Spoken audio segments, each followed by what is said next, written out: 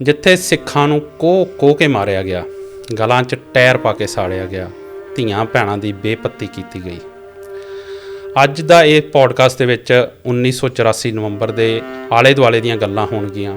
ਉਹ ਜਿਹੜੇ 3 ਦਿਨਾਂ ਦਾ ਜਿਹੜਾ ਹਵਾਨੀਅਤ ਦਾ ਨਾਚ ਜਿਹੜਾ ਦਿੱਲੀ ਦੀਆਂ ਸੜਕਾਂ 'ਤੇ ਹੋਇਆ ਜਾਂ ਭਾਰਤ ਦੇ ਵੱਖ-ਵੱਖ ਥਾਵਾਂ 'ਚ ਹੋਇਆ, ਉਹਨਾਂ ਬਾਰੇ ਜ਼ਰੂਰ, ਉਸ ਬਰਤਾਂਤ ਬਾਰੇ, ਉਸ ਵਰਤਾਰੇ ਬਾਰੇ ਜ਼ਰੂਰ ਦੱਸੋ ਪਹਿਲਾਂ। ਉਹ ਵਰਗ ਵੀ ਸਰਕਾਰ ਦੇ ਵੱਲੋਂ ਬਣਾਏ ਗਏ ਜਾਂ ਪੇਸ਼ ਕੀਤੇ ਗਏ ਉਸ ਪ੍ਰਸੰਗ ਦਾ ਸ਼ਿਕਾਰ ਹੋ ਗਿਆ। ਹਿੰਦੁਸਤਾਨ ਮੇਂ ਦੰਗੋਂ ਕਾ ਇਤਿਹਾਸ ਇੱਕ ਕਿਤਾਬ ਆ, ਤਕਰੀਬਨ 300 ਸਫ਼ੇ ਦੀ ਜੀ, ਹਿੰਦੀ ਦੇ ਵਿੱਚ। ਜੀ, ਸਾਡੀਆਂ ਬੱਚੀਆਂ ਦੇ ਨਾਲ ਬਲਾਤਕਾਰ ਹੋਏ। ਜੀ, ਉਹਦੇ ਤੋਂ ਬਾਅਦ ਸਭ ਤੋਂ ਅਹਿਮ ਗੱਲ ਕਿ ਕੁਝ ਬੱਚੀਆਂ ਅਜੇ ਤੱਕ ਵੀ ਲਾਪਤਾ ਨੇ। ਉਹ ਕਿਹੜੇ ਧਰਮ ਦੇ ਦਾਇਰੇ 'ਚ ਜਾਂ ਕਿਸ ਹਾਲਾਤ ਦੇ ਵਿੱਚ ਨੇ, ਸਾਨੂੰ ਕੋਈ ਜਾਣਕਾਰੀ ਨਹੀਂ। ਸੋ ਉਹਦੇ ਬਾਰੇ ਮੈਂ ਚਾਹੁੰਦਾ ਕਿ ਤੁਸੀਂ ਜ਼ਰੂਰ ਦੱਸੋ ਕਿ ਕਿਸ ਤਰੀਕੇ ਨਾਲ ਸਭ ਕੁਝ ਹੋਇਆ, ਕਿਉਂਕਿ ਇਹ ਉਹਨੂੰ ਇੱਕ ਬਿਰਤਾਂਤ, ਇੱਕ ਵਿਖਾਵਾ ਦੱਸ ਦੇਣਾ ਕਿ ਇਹ ਸਿਰਫ ਦੰਗੇ ਸੀ, ਪਰ ਅਸਲ 'ਚ ਤਸਵੀਰ ਕੁਝ ਹੋਰ ਸੀ। ਤਾਂ ਹਿੰਦੁਸਤਾਨ ਟਾਈਮਸ ਦੇ ਸੰਪਾਦਕ ਤੇ ਟਾਈਮਸ ਆਫ ਇੰਡੀਆ ਦੇ ਸੰਪਾਦਕ ਦੋ ਤਰ੍ਹਾਂ ਦਾ ਬਿਰਤਾਂਤ ਸਿਰਜਦੇ। ਕਹਿੰਦੇ ਜੋ ਕੁਝ ਹੋਇਆ ਹਿੰਦੂਆਂ ਦੇ ਸਬਰ ਦਾ ਪਿਆਲਾ ਭਰ ਚੁੱਕਾ ਸੀ। ਦੂਸਰੀ ਗੱਲ ਕਹਿੰਦੇ ਕਿ ਸਿੱਖਾਂ ਨੇ ਜਿਸ ਤਰ੍ਹਾਂ ਦੇ ਨਾਲ ਇਸ ਦੇਸ਼ ਤੇ ਕਾਬਜ਼ ਹੋਣ ਦਾ ਯਤਨ ਕੀਤਾ, ਇਹਨਾਂ ਦਾ ਹਸ਼ਰ ਹੀ ਹੋਣਾ ਸੀ। ਹੁਣ ਤੁਸੀਂ ਵੇਖੋ ਕਿ ਉਹ ਦਰਦਨਾਕ ਮੰਜ਼ਰ ਉਹ ਲਿਖਦੀ ਹੈ ਕਿ ਉਹ ਬੱਚਾ ਜਿਹੜਾ ਔਰਤ ਦੇ ਪਹਿਰਾਵੇ 'ਚ ਜਾ ਰਿਹਾ, ਉਹਨੂੰ ਪਛਾਣ ਲਿਆ ਗਿਆ ਤੇ ਉਹਨੂੰ ਕੁੱਟਮਾਰ ਕਰਨ ਤੋਂ ਪੁੱਛਿਆ ਗਿਆ ਤੇਰਾ ਬਾਪ ਕਿੱਥੇ ਆ, ਤੇ ਉਹ ਇਸ਼ਾਰਾ ਕਰਦਾ ਉਹ ਬਾਪ ਆ, ਤੇ ਬਾਪ ਸੜਕ ਤੇ ਮਰਿਆ ਪਿਆ। ਕਹਿੰਦਾ ਉਹਦੇ ਤੋਂ ਬਾਅਦ ਭੀੜ ਕੀ ਕਰਦੀ ਹੈ ਕਿ ਉਸ ਬੱਚੇ ਨੂੰ ਉਸ ਬਾਪ ਦੇ ਕੋਲ ਲਿਜਾਉਂਦੀ ਆ ਤੇ ਉਹਦੇ ਜਿਸਮ ਦੇ ਉੱਪਰ ਉਹਦੇ ਟੁਕੜੇ ਟੁਕੜੇ ਕਰਕੇ ਅੱਗ ਲਾ ਕੇ ਸਾੜ ਦਿੱਤਾ ਜਾਂਦਾ। ਉਹਦੇ ਤੋਂ ਬਾਅਦ ਸਭ ਤੋਂ ਵੱਡਾ ਗੱਲ, ਬੰਦੇ ਨੂੰ ਸਾੜ ਦਿੱਤਾ ਜਾਂਦਾ, ਜ਼ਖਮੀ ਹੁੰਦਾ। ਉਹਦੇ ਤੋਂ ਬਾਅਦ ਉਹਨੇ ਕਿਤੇ ਨਾ ਕਿਤੇ ਸਿਹਤ ਸਹੂਲਤ ਲੈਣ ਵਾਸਤੇ ਹਸਪਤਾਲ ਜਾਣਾ। ਦਿੱਲੀ ਦੇ ਉਹਨਾਂ ਦਿਨਾਂ ਦੇ ਵਿੱਚ ਸਾਰੇ ਹਸਪਤਾਲਾਂ ਦੇ ਜਿਹੜੇ ਬਰਨਟ ਇੰਜਰੀ ਦੇ ਰਿਕਵਰੀ ਵਾਸਤੇ ਵੱਖਰੇ ਜਿਹੜੇ ਬਣਾਏ ਹੁੰਦੇ ਨੇ ਸੈੱਲ, ਉਹ ਸਾਰੇ ਬੰਦ ਨੇ। ਜਰਨੈਲ ਸਿੰਘ ਕਹਿੰਦਾ ਕਿ ਮੇਰੀ ਗੁਆਂਢੀਆਂ ਦੇ ਬੱਚੇ ਨਾਲ ਲੜਾਈ ਹੋਈ ਤੇ ਉਹ ਬੱਚਾ ਕਹਿੰਦਾ ਅਕਸਰ ਲੜਦਾ ਸੀ, ਇਸ ਤਰ੍ਹਾਂ ਬੱਚੇ ਲੜਦੇ ਨੇ। ਉਹਦੀ ਕਹਿੰਦਾ ਮਾਂ ਜਿਹੜੀ ਆ ਮੇਰੀ ਮਾਂ ਦੀ ਭੈਣ ਬਣੀ ਹੋਈ ਸੀ। ਉਹ ਕਹਿੰਦਾ ਕਿ ਹੁਣ ਜਦੋਂ ਮੇਰੀ ਉਹਦੇ ਨਾਲ ਲੜਾਈ ਹੋਈ ਤੇ ਉਹ ਬੱਚਾ ਕਹਿੰਦਾ ਵੀ ਤੈਨੂੰ ਬੰਦਾ ਬਣਾਉਣ ਲਈ ਫਿਰ ਮੈਂ ਉਹ ਸੱਦ ਲੈਣੇ ਬੰਦੇ ਜਿਨ੍ਹਾਂ ਨੇ ਤੁਹਾਨੂੰ ਬੰਦੇ ਬਣਾਇਆ ਸੀ। ਇਸ ਅਦਾਲਤ 'ਚ ਬੰਦੇ ਬਿਰਖ ਹੋ ਗਏ, ਫੈਸਲੇ ਸੁਣਦਿਆਂ ਸੁੱਕ ਗਏ। ਆਖੋ ਇਹਨਾਂ ਨੂੰ ਉਜੜੇ ਘਰੀ ਜਾਣ ਹੁਣ, ਇਹ ਕਦੋਂ ਤੀਕ ਇੱਥੇ ਖੜੇ ਰਹਿਣਗੇ। ਵਾਹਿਗੁਰੂ ਜੀ ਕਾ ਖਾਲਸਾ, ਵਾਹਿਗੁਰੂ ਜੀ ਕੀ ਫਤਿਹ। ਮੈਂ ਗੁਰਦੇਵ ਸਿੰਘ ਸਿੱਧੂ ਤੇ ਤੁਸੀਂ ਦੇਖ ਰਹੇ ਹੋ ਵਿੰਡੋਜ਼ ਟੀਵੀ ਆਸਟ੍ਰੇਲੀਆ। ਨਵੰਬਰ 1984 ਜਿਸ ਨੂੰ ਬੀਤਿਆਂ 40 ਵਰ੍ਹੇ ਮੁਕੰਮਲ ਹੋ ਚੁੱਕੇ ਆ। ਬੇਸ਼ੱਕ ਉਸ ਨੂੰ ਨਾਮ ਦੰਗਿਆਂ ਦਾ ਦਿੱਤਾ ਗਿਆ, ਪਰ ਅਸਲ ਵਿੱਚ ਉਹ ਇੱਕ ਨਸਲਕੁਸ਼ੀ ਸੀ, ਜਿੱਥੇ ਸਿੱਖਾਂ ਨੂੰ ਕੋਹ ਕੇ ਮਾਰਿਆ ਗਿਆ, ਗਲਾਂ 'ਚ ਟਾਇਰ ਪਾ ਕੇ ਸਾੜਿਆ ਗਿਆ, ਧੀਆਂ ਭੈਣਾਂ ਦੀ ਬੇਪੱਤੀ ਕੀਤੀ ਗਈ। ਅੱਜ ਦਾ ਇਹ ਪੋਡਕਾਸਟ ਦੇ ਵਿੱਚ 1984 ਨਵੰਬਰ ਦੇ ਆਲੇ ਦੁਆਲੇ ਦੀਆਂ ਗੱਲਾਂ ਹੋਣਗੀਆਂ। ਅਤੇ ਅੱਜ ਦਾ ਇਹ ਪੋਡਕਾਸਟ ਮੇਰੇ ਲਈ ਖਾਸ ਇਸ ਕਰਕੇ ਆ ਕਿਉਂਕਿ ਅੱਜ ਮੈਂ ਉਸ ਸ਼ਖਸੀਅਤ ਦੇ ਸਾਹਮਣੇ ਬੈਠਾ ਜਿਨ੍ਹਾਂ ਦਾ ਸਿੱਖ ਕੌਮ ਨੂੰ ਬਹੁਤ ਵੱਡੀ ਦੇਣ ਆ, ਜਿਨ੍ਹਾਂ ਦੀ ਮੈਂ ਕਹੂੰਗਾ ਕਿ ਆਪਣੇ ਆਪ 'ਚ ਚੱਲਦੀ ਫਿਰਦੀ ਸਿੱਖ ਯੂਨੀਵਰਸਿਟੀ ਨੇ। ਡਾਕਟਰ ਸੁਖਪ੍ਰੀਤ ਸਿੰਘ ਉਦੋਕੇ। ਡਾਕਟਰ ਸਾਹਿਬ, ਵਾਹਿਗੁਰੂ ਜੀ ਕਾ ਖਾਲਸਾ, ਵਾਹਿਗੁਰੂ ਜੀ ਕੀ ਫਤਿਹ। ਡਾਕਟਰ ਸਾਹਿਬ, ਜਿੱਦਾਂ ਮੈਂ ਗੱਲ ਕੀਤੀ ਕਿ ਆਪਾਂ ਨਵੰਬਰ 1984 ਬਾਰੇ ਗੱਲ ਕਰਨੀ ਆ, 40 ਵਰ੍ਹੇ ਬੀਤ ਚੁੱਕੇ ਆ, ਉਹੀ ਦਿਨ ਚੱਲ ਰਹੇ ਆ, ਅਤੇ ਨਾਮ ਇਹਨੂੰ ਦੰਗਿਆਂ ਦਾ ਦਿੱਤਾ ਗਿਆ, ਪਰ ਅਸਲ ਦੇ ਵਿੱਚ ਇਹ ਨਸਲਕੁਸ਼ੀ ਸੀ। ਸਾਡਾ ਖਾਸ ਕਰਕੇ ਜਿਹੜਾ ਯੂਥ ਆ, ਅਸੀਂ ਨੈਵਰ ਫੋਰਗੈਟ 1984 ਦੇ ਸਟੇਟਸ ਪਾ ਕੇ ਅਤੇ ਅੱਗੇ ਤੁਰ ਜਾਂਦੇ ਹਾਂ, ਪਰ ਉਹ ਪੀੜ ਜਿਨ੍ਹਾਂ ਨੇ ਆਪਣੇ ਪਿੰਡੇ 'ਤੇ ਹੰਢਾਈ ਆ, ਉਸ ਪੀੜ ਨੂੰ ਮੈਨੂੰ ਲੱਗਦਾ ਲਫ਼ਜ਼ਾਂ 'ਚ ਬਿਆਨ ਕਰਨਾ ਬਹੁਤ ਔਖਾ ਆ। ਮੈਂ ਚਾਹੂੰਗਾ ਕਿ ਤੁਸੀਂ ਜਿਹੜੇ ਸਾਡੇ ਵੇਖਣ ਵਾਲੇ ਆ, ਉਹਨਾਂ ਲਈ ਉਹ ਜਿਹੜੇ 3 ਦਿਨਾਂ ਦਾ ਜਿਹੜਾ ਹਵਾਨੀਅਤ ਦਾ ਨਾਚ ਜਿਹੜਾ ਦਿੱਲੀ ਦੀਆਂ ਸੜਕਾਂ 'ਤੇ ਹੋਇਆ ਜਾਂ ਭਾਰਤ ਦੇ ਵੱਖ-ਵੱਖ ਥਾਵਾਂ 'ਚ ਹੋਇਆ, ਉਹਨਾਂ ਬਾਰੇ ਜ਼ਰੂਰ, ਉਸ ਬਰਤਾਂਤ ਬਾਰੇ, ਉਸ ਵਰਤਾਰੇ ਬਾਰੇ ਜ਼ਰੂਰ ਦੱਸੋ ਪਹਿਲਾਂ। ਵੇਖੋ ਗੁਰਦੇਵ ਸਿੰਘ ਜੀ, ਜਦੋਂ ਕਿਸੇ ਵੀ ਕੌਮ ਦੇ ਉੱਪਰ ਇਵੇਂ ਦੇ ਸੰਤਾਪ ਭਰੇ ਅਤੇ ਦਰਦਨਾਕ ਵਰਤਾਰੇ ਵਾਪਰਦੇ ਆ, ਤਾਂ ਸਭ ਤੋਂ ਪਹਿਲਾਂ ਹੁੰਦਾ ਹੈ ਕਿ ਉਸ ਵਰਤਾਰੇ ਨੂੰ ਅਸੀਂ ਪ੍ਰਭਾਸ਼ਿਤ ਕਿਵੇਂ ਕਰ ਰਹੇ ਹਾਂ। ਕਈ ਵਾਰੀ ਇੱਕ ਸਟੇਟ ਦੇ ਵੱਲੋਂ ਸਿਰਜਿਆ ਗਿਆ ਬਰਤਾਂਤ ਹੁੰਦਾ ਕਿ ਉਸ ਵਰਤਾਰੇ ਨੂੰ ਅਸੀਂ ਕਿਵੇਂ ਪ੍ਰਭਾਸ਼ਿਤ ਕਰਨਾ ਜਾਂ ਲੋਕਾਂ ਦੇ 'ਚ ਕਿਵੇਂ ਲੈ ਕੇ ਜਾਣਾ। ਉਹਦੇ ਵਿੱਚ ਜਿਹੜਾ ਸਟੇਟ ਦਾ ਮੀਡੀਆ ਉਹ ਐਮਬੈਡਡ ਜਰਨਲਿਜ਼ਮ ਦੇ ਵਿੱਚ ਆ ਜਾਂਦਾ ਹੈ ਕਿ ਉਹ ਕੁਝ ਕਿਹਾ ਜਾ ਰਿਹਾ ਹੁੰਦਾ ਹੈ ਜੋ ਸਰਕਾਰ ਦੇ ਵੱਲੋਂ ਕਹਿਣ ਦੀ ਮਨਸ਼ਾ ਹੁੰਦੀ ਹੈ। ਪੀੜਤ ਧਿਰ ਦਾ ਜਿਹੜਾ ਬਿਰਤਾਂਤ ਹੈ ਉਹ ਵੱਖਰਾ ਹੁੰਦਾ ਜੀ। ਇਸ ਵਾਰੀ ਸਾਡੇ ਵਾਸਤੇ ਇੱਕ ਸਮੱਸਿਆ ਹੋਈ। ਉਹ ਸਮੱਸਿਆ ਇਹ ਹੋਈ ਕਿ ਸਿੱਖਾਂ ਦਾ ਇੱਕ ਵੱਡਾ ਲੇਖਕ ਵਰਗ, ਸਿੱਖਾਂ ਦਾ ਇੱਕ ਵੱਡਾ ਜਿਹੜਾ ਕਹਿ ਸਕਦੇ ਹੋ ਕਿ ਜਿਨ੍ਹਾਂ ਦੀ ਸਕੋਲਿਸਟਿਕ ਅਪਰੋਚ ਸੀ, ਉਹ ਵਰਗ ਵੀ ਸਰਕਾਰ ਦੇ ਵੱਲੋਂ ਬਣਾਏ ਗਏ ਜਾਂ ਪੇਸ਼ ਕੀਤੇ ਗਏ ਉਸ ਪ੍ਰਸੰਗ ਦਾ ਸ਼ਿਕਾਰ ਹੋ ਗਿਆ ਕਿ ਉਹਨਾਂ ਨੇ ਵੀ ਕਿਤੇ ਨਾ ਕਿਤੇ 1984 ਸਿੱਖ ਰਾਈਟਸ ਜੀਨੋਸਾਈਡ ਸ਼ਬਦ ਦੀ ਵਰਤੋਂ ਨਹੀਂ ਕੀਤੀ, ਜਾਂ ਦੰਗੇ। ਹਿੰਦੁਸਤਾਨ ਮੇਂ ਦੰਗੋਂ ਕਾ ਇਤਿਹਾਸ ਇੱਕ ਕਿਤਾਬ ਆ ਤਕਰੀਬਨ 300 ਸਫ਼ੇ ਦੀ ਹਿੰਦੀ ਦੇ ਵਿੱਚ, ਮੈਂ ਪੜ੍ਹੀ ਹੈ। ਅਤੇ ਉਸ ਕਿਤਾਬ ਨੂੰ ਪੜ੍ਹ ਕੇ ਤੁਹਾਨੂੰ ਸਭ ਤੋਂ ਪਹਿਲਾਂ ਦੰਗਿਆਂ ਦੀ ਪਰਿਭਾਸ਼ਾ ਨੂੰ ਸਮਝਣਾ ਪੈਂਦਾ ਕਿ ਦੰਗੇ ਜਿਹੜੇ ਨੇ ਸਮੂਹਿਕ ਅਤੇ ਸੰਗਠਿਤ ਨਸਲਕੁਸ਼ੀ ਨਹੀਂ ਹੁੰਦੀ ਜੀ।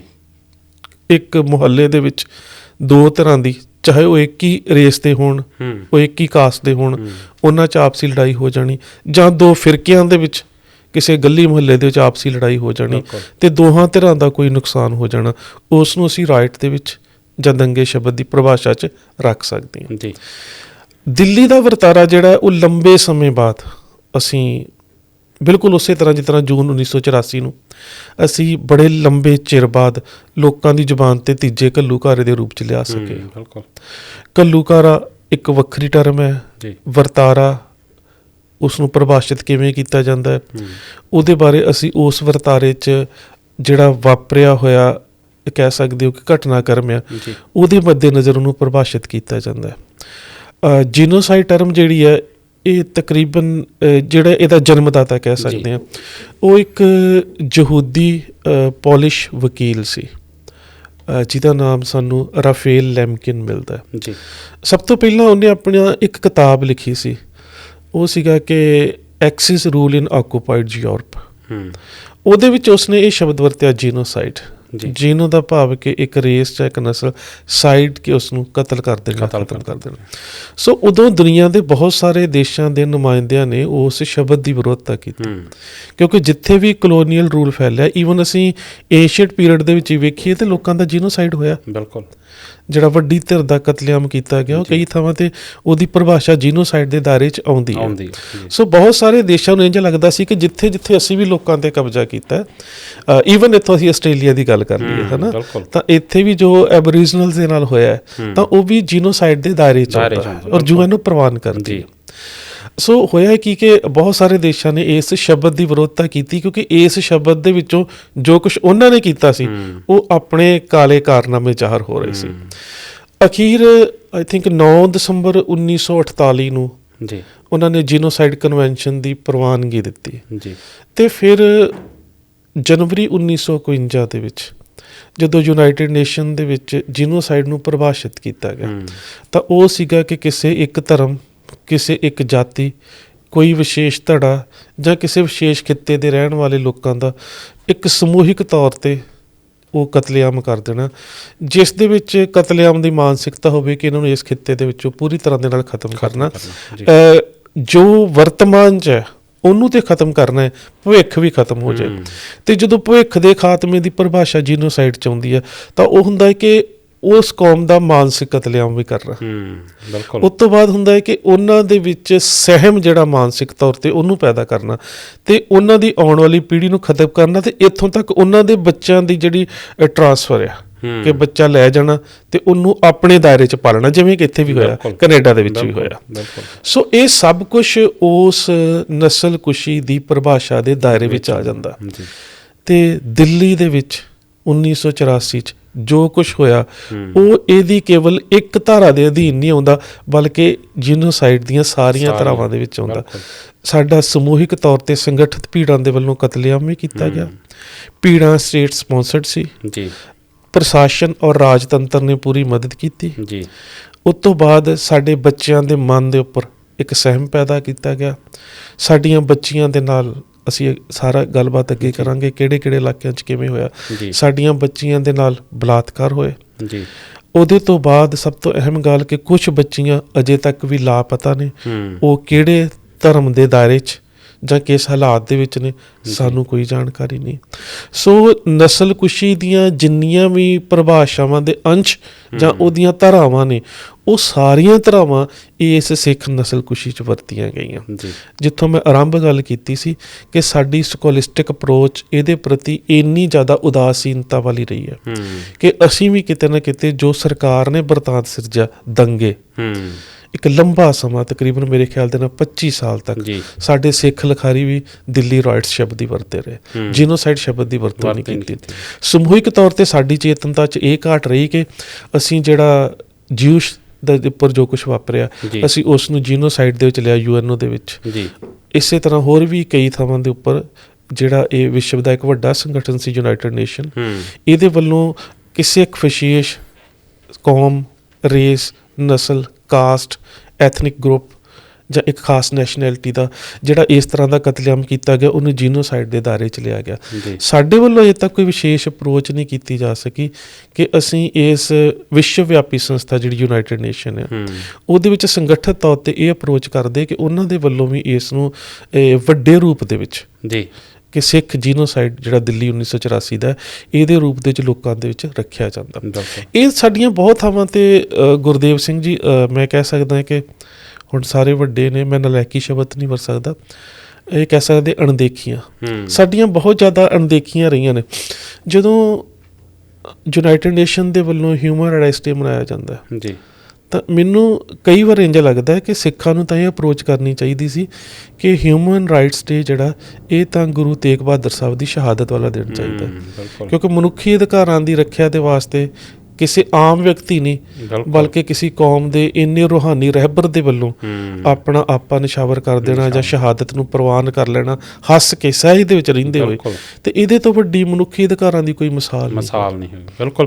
ਅੱਛਾ ਡਾਕਟਰ ਸਾਹਿਬ, ਜਦੋਂ ਆਪਾਂ 1984 ਨਵੰਬਰ ਦੀ ਗੱਲ ਕਰਦੇ ਹਾਂ, ਜਿੱਦਾਂ ਤੁਸੀਂ ਕਿਹਾ ਕਿ ਉਹ ਸਟੇਟ ਸਪੋਂਸਰ ਸੀਗਾ, ਪਰ ਉਹਦਾ ਬਰਤਾਂਤ ਇਸ ਤਰੀਕੇ ਨਾਲ ਸਿਰਜਿਆ ਗਿਆ ਕਿ ਇੰਦਰਾ ਗਾਂਧੀ ਦਾ ਕਤਲ ਹੁੰਦਾ ਆ, ਅਤੇ ਜੋ ਕੁਛ ਵੀ ਉਸ ਤੋਂ ਬਾਅਦ ਵਾਪਰਿਆ, ਇਹ ਇੱਕ ਆਮ ਲੋਕਾਂ ਦਾ ਰੋਹ ਸੀ ਜੋ ਸਿੱਖਾਂ 'ਤੇ ਨਿਕਲਿਆ। ਬਿਲਕੁਲ। ਅਤੇ ਇਹ ਕਿਹਾ ਜਾਂਦਾ, ਅਕਸਰ ਕਿਹਾ ਜਾਂਦਾ ਰਿਹਾ ਹੈ ਪਿਛਲੇ 25 ਸਾਲਾਂ ਤੋਂ ਕਿ ਪਿਛਲੇ ਤੁਸੀਂ ਕਿਹਾ 25 ਸਾਲ ਲੱਗ ਗਏ ਸਾਨੂੰ ਇਹ ਸਮਝਣ ਨੂੰ। ਇਹ ਕਹਿੰਦੇ ਰਹੇ ਕਿ ਜੇ ਉਹ ਕਤਲ ਨਾ ਹੁੰਦਾ ਤਾਂ ਉਹ ਸਭ ਕੁਛ ਵੀ ਨਾ ਹੁੰਦਾ। ਪਰ ਜਦੋਂ ਉਸ ਚੀਜ਼ ਨੂੰ ਅਸੀਂ ਬਰੀਕੀ ਨਾਲ ਵੇਖਦੇ ਹਾਂ, ਜਿਸ ਔਰਗਨਾਈਜ਼ਡ ਤਰੀਕੇ ਨਾਲ ਭਾਰਤ ਦੀਆਂ ਵੱਖ-ਵੱਖ ਥਾਵਾਂ 'ਤੇ ਉਹ ਸਭ ਕੁਛ ਹੋਇਆ, ਦਿੱਲੀ ਦੀਆਂ ਸੜਕਾਂ 'ਤੇ, ਦਿੱਲੀ ਦੇ ਮੁਹੱਲਿਆਂ 'ਚ ਉਹ ਸਭ ਕੁਛ ਹੋਇਆ, ਇੱਕ ਕਾਮਨ ਪ੍ਰੈਕਟਿਸ, ਇੱਕ ਕਾਮਨ ਤਰੀਕਾ ਵਰਤਿਆ ਗਿਆ।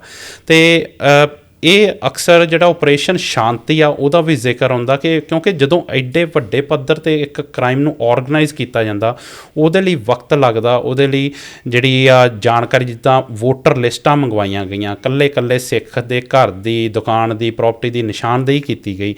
ਸੋ ਉਹਦੇ ਬਾਰੇ ਮੈਂ ਚਾਹੁੰਦਾ ਕਿ ਤੁਸੀਂ ਜ਼ਰੂਰ ਦੱਸੋ ਕਿ ਕਿਸ ਤਰੀਕੇ ਨਾਲ ਸਭ ਕੁਛ ਹੋਇਆ, ਕਿਉਂਕਿ ਇਹ ਉਹਨੂੰ ਇੱਕ ਬਿਰਤਾਂਤ, ਇੱਕ ਵਿਖਾਵਾ ਦੱਸ ਦੇਣਾ ਕਿ ਸਿਰਫ ਦੰਗੇ ਸੀ, ਪਰ ਅਸਲ 'ਚ ਤਸਵੀਰ ਕੁਛ ਹੋਰ ਸੀ। ਵੇਖੋ ਗੁਰਦੇਵ ਸਿੰਘ ਜੀ, ਇਹਦੇ ਜਿਹੜਾ ਪਿੱਛੇ ਜਿਹੜਾ ਤੰਤਰ ਹੈ ਉਹਨੂੰ ਸਮਝਣ ਦੀ ਬਹੁਤ ਲੋੜ ਹੈ। ਸਭ ਤੋਂ ਪਹਿਲਾਂ ਤਾਂ ਭਾਵੇਂ ਮੈਂ ਉਸ ਕਿਤਾਬ ਦੇ ਸਾਰੇ ਅੰਸ਼ਾਂ ਦੇ ਨਾਲ ਸਹਿਮਤ ਨਹੀਂ ਹੈਗਾ, ਪਰ ਭਾਰਤੀ ਥਿੰਕ ਟੈਂਕ ਜਾਂ ਨੀਤੀ ਘਾੜੇ ਰਹੇ ਹੋਣ ਕਰਕੇ ਜਿਹੜੀ ਡਾਕਟਰ ਸੰਗਤ ਸਿੰਘ ਦੀ ਕਿਤਾਬ ਹੈ ਸਿੱਖਸ ਇਨ ਹਿਸਟਰੀ, ਉਹਦੇ ਵਿੱਚ ਉਹਨਾਂ ਨੇ ਇਸ ਗੱਲ ਦਾ ਜ਼ਿਕਰ ਕੀਤਾ ਹੈ ਕਿ ਹਕੂਮਤ ਦੇ ਵੱਲੋਂ ਵੱਡੇ ਪੱਧਰ ਦੇ ਉੱਪਰ ਸਿੱਖਾਂ ਦੇ ਕਤਲੇਆਮ ਦੀ ਤਿਆਰੀ ਪਹਿਲਾਂ ਵੀ ਸੀ। ਓਪਰੇਸ਼ਨ ਸ਼ਾਂਤੀ ਦੀ ਗੱਲ ਕਰ ਰਹੀ ਹੈ, ਪਾਕਿਸਤਾਨ ਦੇ ਨਾਲ ਜੰਗ ਲਾਉਣ ਦਾ ਮਨੋਰਥ, ਪੰਜਾਬ ਨੂੰ ਖਤਮ ਕਰਨ ਦਾ ਮਨੋਰਥ, ਅਤੇ ਜਿਸ ਤਰ੍ਹਾਂ ਸੰਗਠਿਤ ਰੂਪ ਦੇ ਵਿੱਚ ਸਿੱਖਾਂ ਦਾ ਕਤਲੇਆਮ ਹੋਇਆ, ਉਹਦੇ ਸਾਰੇ ਨੂੰ ਸਮਝਣ ਦੇ ਵਾਸਤੇ ਮੈਂ ਤੁਹਾਡੇ ਨਾਲ ਸਾਂਝਾ ਕਰਦਾ, ਹੁਣ ਤਾਂ ਇੰਟਰਨੈਟ 'ਤੇ ਵੀ ਅਵੇਲੇਬਲ ਹੈ, RSS ਦੇ ਇੱਕ ਥਿੰਕ ਟੈਂਕ ਜਾਂ ਇੱਕ ਨੀਤੀ ਘਾੜਾ ਨਾਨਾ ਜੀ ਦੇਸ਼ਮੁਖ, ਉਹਦਾ ਇੱਕ ਲੇਖ ਜਿਹੜਾ ਸੀਗਾ ਉਹ ਪ੍ਰਤੀਪਕਸ਼ ਮੈਗਜ਼ੀਨ ਦੇ ਵਿੱਚ ਉਦੋਂ ਛਪ ਕਦੋਂ ਰਿਹਾ, 1 ਨਵੰਬਰ ਦੇ ਕਰੀਬ। ਉਹਦੀ ਡਿਸਟਰੀਬਿਊਸ਼ਨ ਕਿਹਨਾਂ ਨੂੰ ਹੋ ਰਹੀ ਹੈ, ਦਿੱਲੀ ਦੇ ਵਿੱਚ ਜਿੰਨੇ ਵੀ ਰਾਜਸੀ ਨੇਤਾ ਨੇ, ਆਮ ਲੋਕਾਂ ਤੱਕ ਤਾਂ 1 ਨਵੰਬਰ ਤੱਕ ਕੋਈ ਚੀਜ਼ ਨਹੀਂ ਪਹੁੰਚੀ, ਅਖਬਾਰਾਂ ਦੇ ਵਿੱਚ ਵੀ ਇਹ ਗੱਲ ਨਹੀਂ ਆਈ, ਪਰ ਉਹ ਲੇਖ ਜਿਹੜਾ ਉਹ ਵੰਡਿਆ ਜਾ ਰਿਹਾ। ਉਸ ਲੇਖ ਦੇ ਵਿੱਚ ਪੜ੍ਹ ਕੇ ਤੁਸੀਂ ਅੰਸ਼ਾਂ ਨੂੰ ਸਮਝਣ ਦਾ ਯਤਨ ਕਰੋ ਤਾਂ ਤੁਹਾਨੂੰ ਪਤਾ ਲੱਗੇਗਾ ਕਿ ਇਹਦੇ ਵਿੱਚ ਇੱਕ ਧਿਰ ਨਹੀਂ ਬਲਕਿ ਸਾਰੀਆਂ ਧਿਰਾਂ ਦੀ ਇੱਕ ਸੋਚੀ ਸਮਝੀ ਸਾਜ਼ਿਸ਼ ਜਿਹੜੀ ਹੈ ਉਹ ਇਸ ਵਰਤਾਰੇ ਦੇ ਵਿੱਚ ਵਰਤ ਰਹੀ ਹੈ। ਮਿਸਾਲ ਦੇ ਤੌਰ ਦੇ ਉੱਪਰ ਜੇ ਮੈਂ ਬਾਅਦ ਦੀਆਂ ਗੱਲਾਂ ਕਰਾਂ, ਥੋੜ੍ਹਾ ਉਸ ਤੋਂ ਅੱਗੇ ਆ ਜਾਈਏ, ਤਾਂ ਹਿੰਦੁਸਤਾਨ ਟਾਈਮਸ ਦੇ ਸੰਪਾਦਕ ਤੇ ਟਾਈਮਸ ਆਫ ਇੰਡੀਆ ਦੇ ਸੰਪਾਦਕ ਦੋ ਤਰ੍ਹਾਂ ਦਾ ਵਰਤਾਂ ਸਿਰਜਦੇ।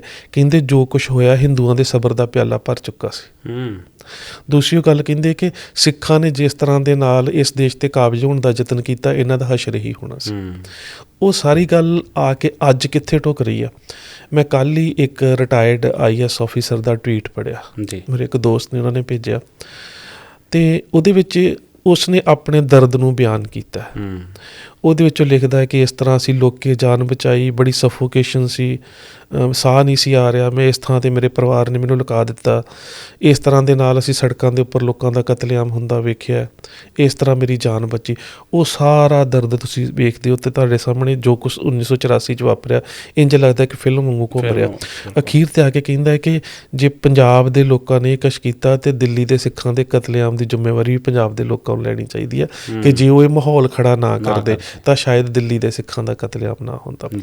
ਹੁਣ ਤੁਸੀਂ ਇਹ ਵੇਖੋ ਕਿ ਅੱਜ 40 ਸਾਲਾਂ ਬਾਅਦ ਜਦੋਂ ਇਹ ਪ੍ਰਸੰਗ ਸਾਡੇ ਸਾਹਮਣੇ ਆ ਰਿਹਾ ਕਿ ਪੰਜਾਬ ਦਾ ਸਿੱਖ ਜਿਹੜਾ ਹੈ ਉਹ ਆਪਣੀਆਂ ਹੱਕੀ ਮੰਗਾਂ ਜਾਂ ਆਨੰਦਪੁਰ ਸਾਹਿਬ ਦਾ ਮਤਾ ਮੰਗਣ ਕਰਕੇ ਸ਼ਹਾਦਤਾਂ ਵੀ ਦਿੰਦਾ ਹੈ, ਸੰਘਰਸ਼ ਵੀ ਕਰਦਾ ਹੈ, ਅਤੇ ਉਹਦੇ ਬਾਵਜੂਦ ਉਹਨੂੰ ਔਨ ਨਹੀਂ ਕੀਤਾ ਜਾ ਰਿਹਾ, ਉਹਨੂੰ ਡਿਸਔਨ ਕੀਤਾ ਜਾ ਰਿਹਾ ਕਿ ਤੁਹਾਡੇ ਕਰਕੇ ਸਾਡਾ ਨੁਕਸਾਨ ਹੋਇਆ। ਇਹਦਾ ਮਤਲਬ ਕਿ ਜਿਹੜਾ ਨਵੰਬਰ ਦੇ ਵਿੱਚ ਉਹਨਾਂ ਨੇ ਮੁਹਾਵਰਾ ਸਿਰਜਣ ਦਾ ਯਤਨ ਕੀਤਾ, ਅੱਜ ਉਹ ਮੁਹਾਵਰਾ ਪ੍ਰਤੱਖ ਰੂਪ 'ਚ ਸਾਨੂੰ ਨਜ਼ਰ ਆ ਰਿਹਾ। ਆਉਣ ਵਾਲੇ ਸਮੇਂ 'ਚ ਹੋਰ ਵੀ ਵੱਡੇ ਪੱਧਰ 'ਤੇ ਆਵੇਗਾ, ਕਿਉਂਕਿ ਜਿਹੜੀ ਇਸ ਤਰ੍ਹਾਂ ਦੇ ਨਾਲ ਜਿਹੜੇ ਸਾਡੇ ਬਿਜਲਈ ਮਾਧਿਅਮ ਨੇ, ਜਿਹੜੇ ਸੋਸ਼ਲ ਮੀਡੀਆ, ਇਸ ਜ਼ਰੀਏ ਦੀ ਜਿਹੜੀ ਜਾਣਕਾਰੀ ਹੈ ਉਹਦੇ ਪਿੱਛੇ ਜਿਹੜੇ ਇੱਕ ਵੱਡੇ ਗਰੁੱਪ ਕੰਮ ਕਰਦੇ ਨੇ। ਇਸ ਆਰਟੀਕਲ ਦੇ ਥੱਲੇ ਉਹਨਾਂ ਦੇ ਕਮੈਂਟ ਪੜ੍ਹ ਕੇ ਵੇਖੋ ਕਿ this is the true nationalism, ਹੈ ਨਾ। ਸੋ ਜਦੋਂ ਇਹਨੂੰ ਵੱਡੇ ਪੱਧਰ 'ਤੇ ਇਸ ਤਰ੍ਹਾਂ ਹੰਗਾਰਾ ਦੇਵੇਗਾ ਕਿ ਇਹੀ ਸੱਚਾ ਰਾਸ਼ਟਰਵਾਦ ਆ ਕਿ ਤੁਸੀਂ ਆਪਣੀ ਕੌਮ ਦਾ ਜਿਹੜਾ ਸਹੀ ਅੰਸ਼ਾਂ ਨੂੰ ਨਕਾਰੋ, ਉਹਨੂੰ ਨਕਾਰੋ, ਅਤੇ ਕੁਦਰਤੀ ਇਹ ਗੱਲ ਆਉਣ ਵਾਲੇ ਸਮਿਆਂ 'ਚ ਬਹੁਤ ਵੱਡੇ ਰੂਪ ਦੇ ਉੱਪਰ ਪ੍ਰਚਾਰਿਤ ਅਤੇ ਪ੍ਰਸਾਰਿਤ ਹੋਵੇਗੀ, ਜਿਹਦੇ ਵਿੱਚ ਦਿੱਲੀ ਦਾ ਜਿਹੜਾ ਸਿੱਖ ਆ ਉਹਦੇ ਮਨ ਦੇ ਵਿੱਚ ਇਹ ਭਾਵਨਾ ਭਰ ਦਿੱਤੀ ਜਾਵੇਗੀ ਕਿ ਤੁਹਾਡੀ ਇਸ ਨਸਲਕੁਸ਼ੀ ਦਾ ਦੋਸ਼ੀ ਪੰਜਾਬ 'ਚ ਬੈਠਾ ਸਿੱਖ ਹੈ। ਸੋ ਪਹਿਲੀ ਗੱਲ ਤਾਂ ਅਸੀਂ ਆਪਣੇ ਕਤਲੇਆਮ ਦਾ ਜਿਹੜਾ ਦੋਸ਼ ਆ ਉਹ ਆਪਣੀ ਕੌਮ ਦੇ ਸਿਰ ਮੜਨਾ ਸ਼ੁਰੂ ਕਰ ਦਿੱਤਾ, ਦੋਸ਼ੀਆਂ ਨੂੰ ਅਸੀਂ ਦੋਸ਼ ਮੁਕਤ ਕਰ ਦਿੱਤਾ, ਪਹਿਲੀ ਗੱਲ ਤਾਂ ਇਹ। ਦੂਸਰੀ ਗੱਲ ਇਹ ਕਿ ਨਾਨਾ ਜੀ ਦੇਸ਼ਮੁਖ ਲਿਖਦਾ ਹੈ ਕਿ ਖਾਲਸਾ ਪੰਥ ਵੱਡੇ ਹਿੰਦੂ ਧਰਮ ਦੀ ਰੱਖਿਆ ਦੇ ਵਾਸਤੇ ਇੱਕ ਖਾਸ ਵਕਤ ਤੇ ਇੱਕ ਖਾਸ ਵਕਤ ਦੀ ਮਿਆਦ ਤੱਕ ਲੋੜ ਸੀ। ਹੁਣ ਇਸ ਨੂੰ ਆਪਣੇ ਵੱਡੇ ਅੰਸ਼ ਦੇ ਵਿੱਚ ਸਮਾ ਜਾਣਾ ਚਾਹੀਦਾ। ਸੋ ਕਿ ਤੁਹਾਨੂੰ ਪ੍ਰਵਾਨ ਕਰ ਲੈਣਾ ਚਾਹੀਦਾ ਕਿ we are the part and parcel of Hindu society ਜਾਂ ਹਿੰਦੂ ਨੇਸ਼ਨ। ਸੋ ਪਹਿਲੀ ਗੱਲ ਇਹ। ਦੂਜੀ ਗੱਲ ਉਹ ਕਹਿੰਦਾ ਕਿ ਇਹ ਜੋ ਕੁਛ ਹੋਇਆ ਹੈ ਇਹ ਉਸ ਲਹਿਰ ਦਾ ਅਸਰ ਹੈ ਜਿਹੜੀ ਦੂਜੇ ਦਹਾਕੇ 'ਚ ਬੱਬਰ ਅਕਾਲੀਆਂ ਦੇ ਰੂਪ 'ਚ ਸ਼ੁਰੂ ਹੋਈ, ਅਤੇ ਉਹਦੇ ਤੋਂ ਬਾਅਦ ਦਰਬਾਰ ਸਾਹਿਬ ਦੇ 'ਚ ਬੈਠੇ ਅੱਤਵਾਦੀਆਂ ਨੇ ਇਸ ਦਾ ਸੰਚਾਲਨ ਕੀਤਾ। ਸੋ ਉਹ ਗੱਲ ਲੈ ਕੇ ਆਉਂਦਾ ਹੈ ਕਿ 1947 ਤੋਂ ਪਹਿਲਾਂ ਜਿਹੜੀਆਂ ਸਿੱਖ ਲਹਿਰਾਂ ਆਪਣੇ ਸਿੱਖ ਰਾਜ ਦੀ ਪ੍ਰਾਪਤੀ ਲਈ ਯਤਨਸ਼ੀਲ ਨੇ, ਉਹ ਤੇ ਸੰਤ ਜਰਨੈਲ ਸਿੰਘ ਭਿੰਡਰਾਂਵਾਲੇ, ਉਹ ਸਾਰੇ ਹੀ ਇਸ ਖੇਡ ਦੇ ਦੋਸ਼ੀ ਨੇ। ਇੱਕ ਨਿਸ਼ਾਨਾ ਹੈ। ਦੂਸਰੀ ਗੱਲ ਨੇ ਇੰਦਰਾ ਗਾਂਧੀ ਨੂੰ ਇੱਕ ਬੜਾ ਵੱਡਾ ਖਿਤਾਬ ਦਿੱਤਾ ਕਿ ਹਿੰਦੁਸਤਾਨ ਦੀ ਇੱਕ ਵੱਡੀ ਲੀਡਰ, ਮਹਾਨੇਤਾ, ਤੇ ਜਿਹੜੀ ਸ਼ਾਂਤੀ ਸਥਾਪਿਤ ਕਰਨ ਦੀ ਸਮਰੱਥਾ ਰੱਖਦੀ ਸੀ। ਉੱਥੋਂ ਤੁਹਾਨੂੰ ਸ਼ਾਂਤੀ ਆਪਰੇਸ਼ਨ ਦੀ ਗੱਲ ਖਟਕੇਗੀ ਕਿ ਉਹ ਸ਼ਾਂਤੀ ਸਥਾਪਿਤ ਕਿਵੇਂ ਕਰਨਾ ਚਾਹੁੰਦੇ ਸੀ, ਹੈ ਨਾ। ਇਹਦੇ ਨਾਲ ਫਿਰ ਉਹ ਸਿੱਖਾਂ ਨੂੰ ਸਲਾਹ ਦਿੰਦਾ ਕਿ ਜੇ ਹੁਣ ਤੁਸੀਂ ਰਹਿਣਾ ਤੇ ਇਹਨਾਂ ਭੀੜਾਂ ਦਾ ਹਿੰਸਾਤਮਕ ਤਰੀਕੇ ਨਾਲ ਵਿਰੋਧ ਕਰਨ ਦਾ ਯਤਨ ਨਾ ਕਰਿਓ।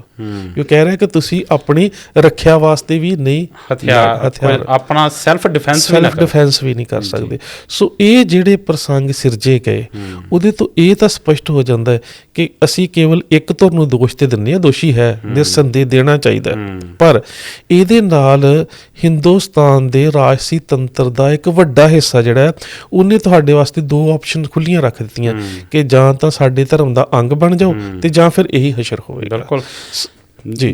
ਮੈਂ ਡਾਕਟਰ ਸਾਹਿਬ ਤੁਹਾਡਾ ਨਾ ਲੈਕਚਰ ਸੁਣ ਰਿਹਾ ਸੀ, ਉਹਦੇ ਵਿੱਚ ਜਿਹੜੀ ਹੁਣ ਤੁਸੀਂ ਗੱਲ ਕਰ ਰਹੇ ਹੋ ਉਹਦੇ ਵਿੱਚ ਤੁਸੀਂ ਇਹੀ ਗੱਲ ਕੀਤੀ ਕਿ ਇਹ ਅਸਲ ਦੇ ਵਿੱਚ ਵਿਚਾਰਧਾਰਾ ਦੀ ਲੜਾਈ ਆ। ਬਿਲਕੁਲ ਇਹ ਬਾਬੇ ਨਾਨਕ ਦੇ ਸਮੇਂ ਤੋਂ ਚੱਲਦੀ ਆ ਰਹੀ ਤੇ ਚੱਲਦੀ ਹੀ ਰਹਿਣੀ ਆ। ਜਦੋਂ ਵਿਚਾਰਧਾਰਕ ਮਤ ਆ ਜਾਂਦਾ, ਉਹ ਜਿਹੜਾ ਸਾਡੇ ਵਿਚਾਰਧਾਰਕ ਡਿਫਰੈਂਸ ਆ, ਜਦੋਂ ਤੁਹਾਡੀ ਵਿਚਾਰਧਾਰਾ ਦੇ ਨੋ ਮੈਟਰ ਟਾਈਮ ਕਦੋਂ ਦਾ ਹੋਊਗਾ, ਅੱਜ ਤੋਂ ਚਾਹੇ 20 ਸਾਲ ਪਹਿਲਾਂ ਜਾਂ ਅੱਜ ਤੋਂ 20 ਸਾਲ ਬਾਅਦ, ਪਰ ਉਹ ਜਿਹੜਾ ਡਿਫਰੈਂਸ ਹੈ ਉਹ ਹਮੇਸ਼ਾ ਰਹੂਗਾ, ਅਤੇ ਉਹ ਤੁਹਾਡੇ ਤੁਹਾਡੇ ਵਿਚਾਰਧਾਰਾ ਦੇ ਅਗੇਂਸਟ ਖੜਦੇ ਰਹਿਣਗੇ।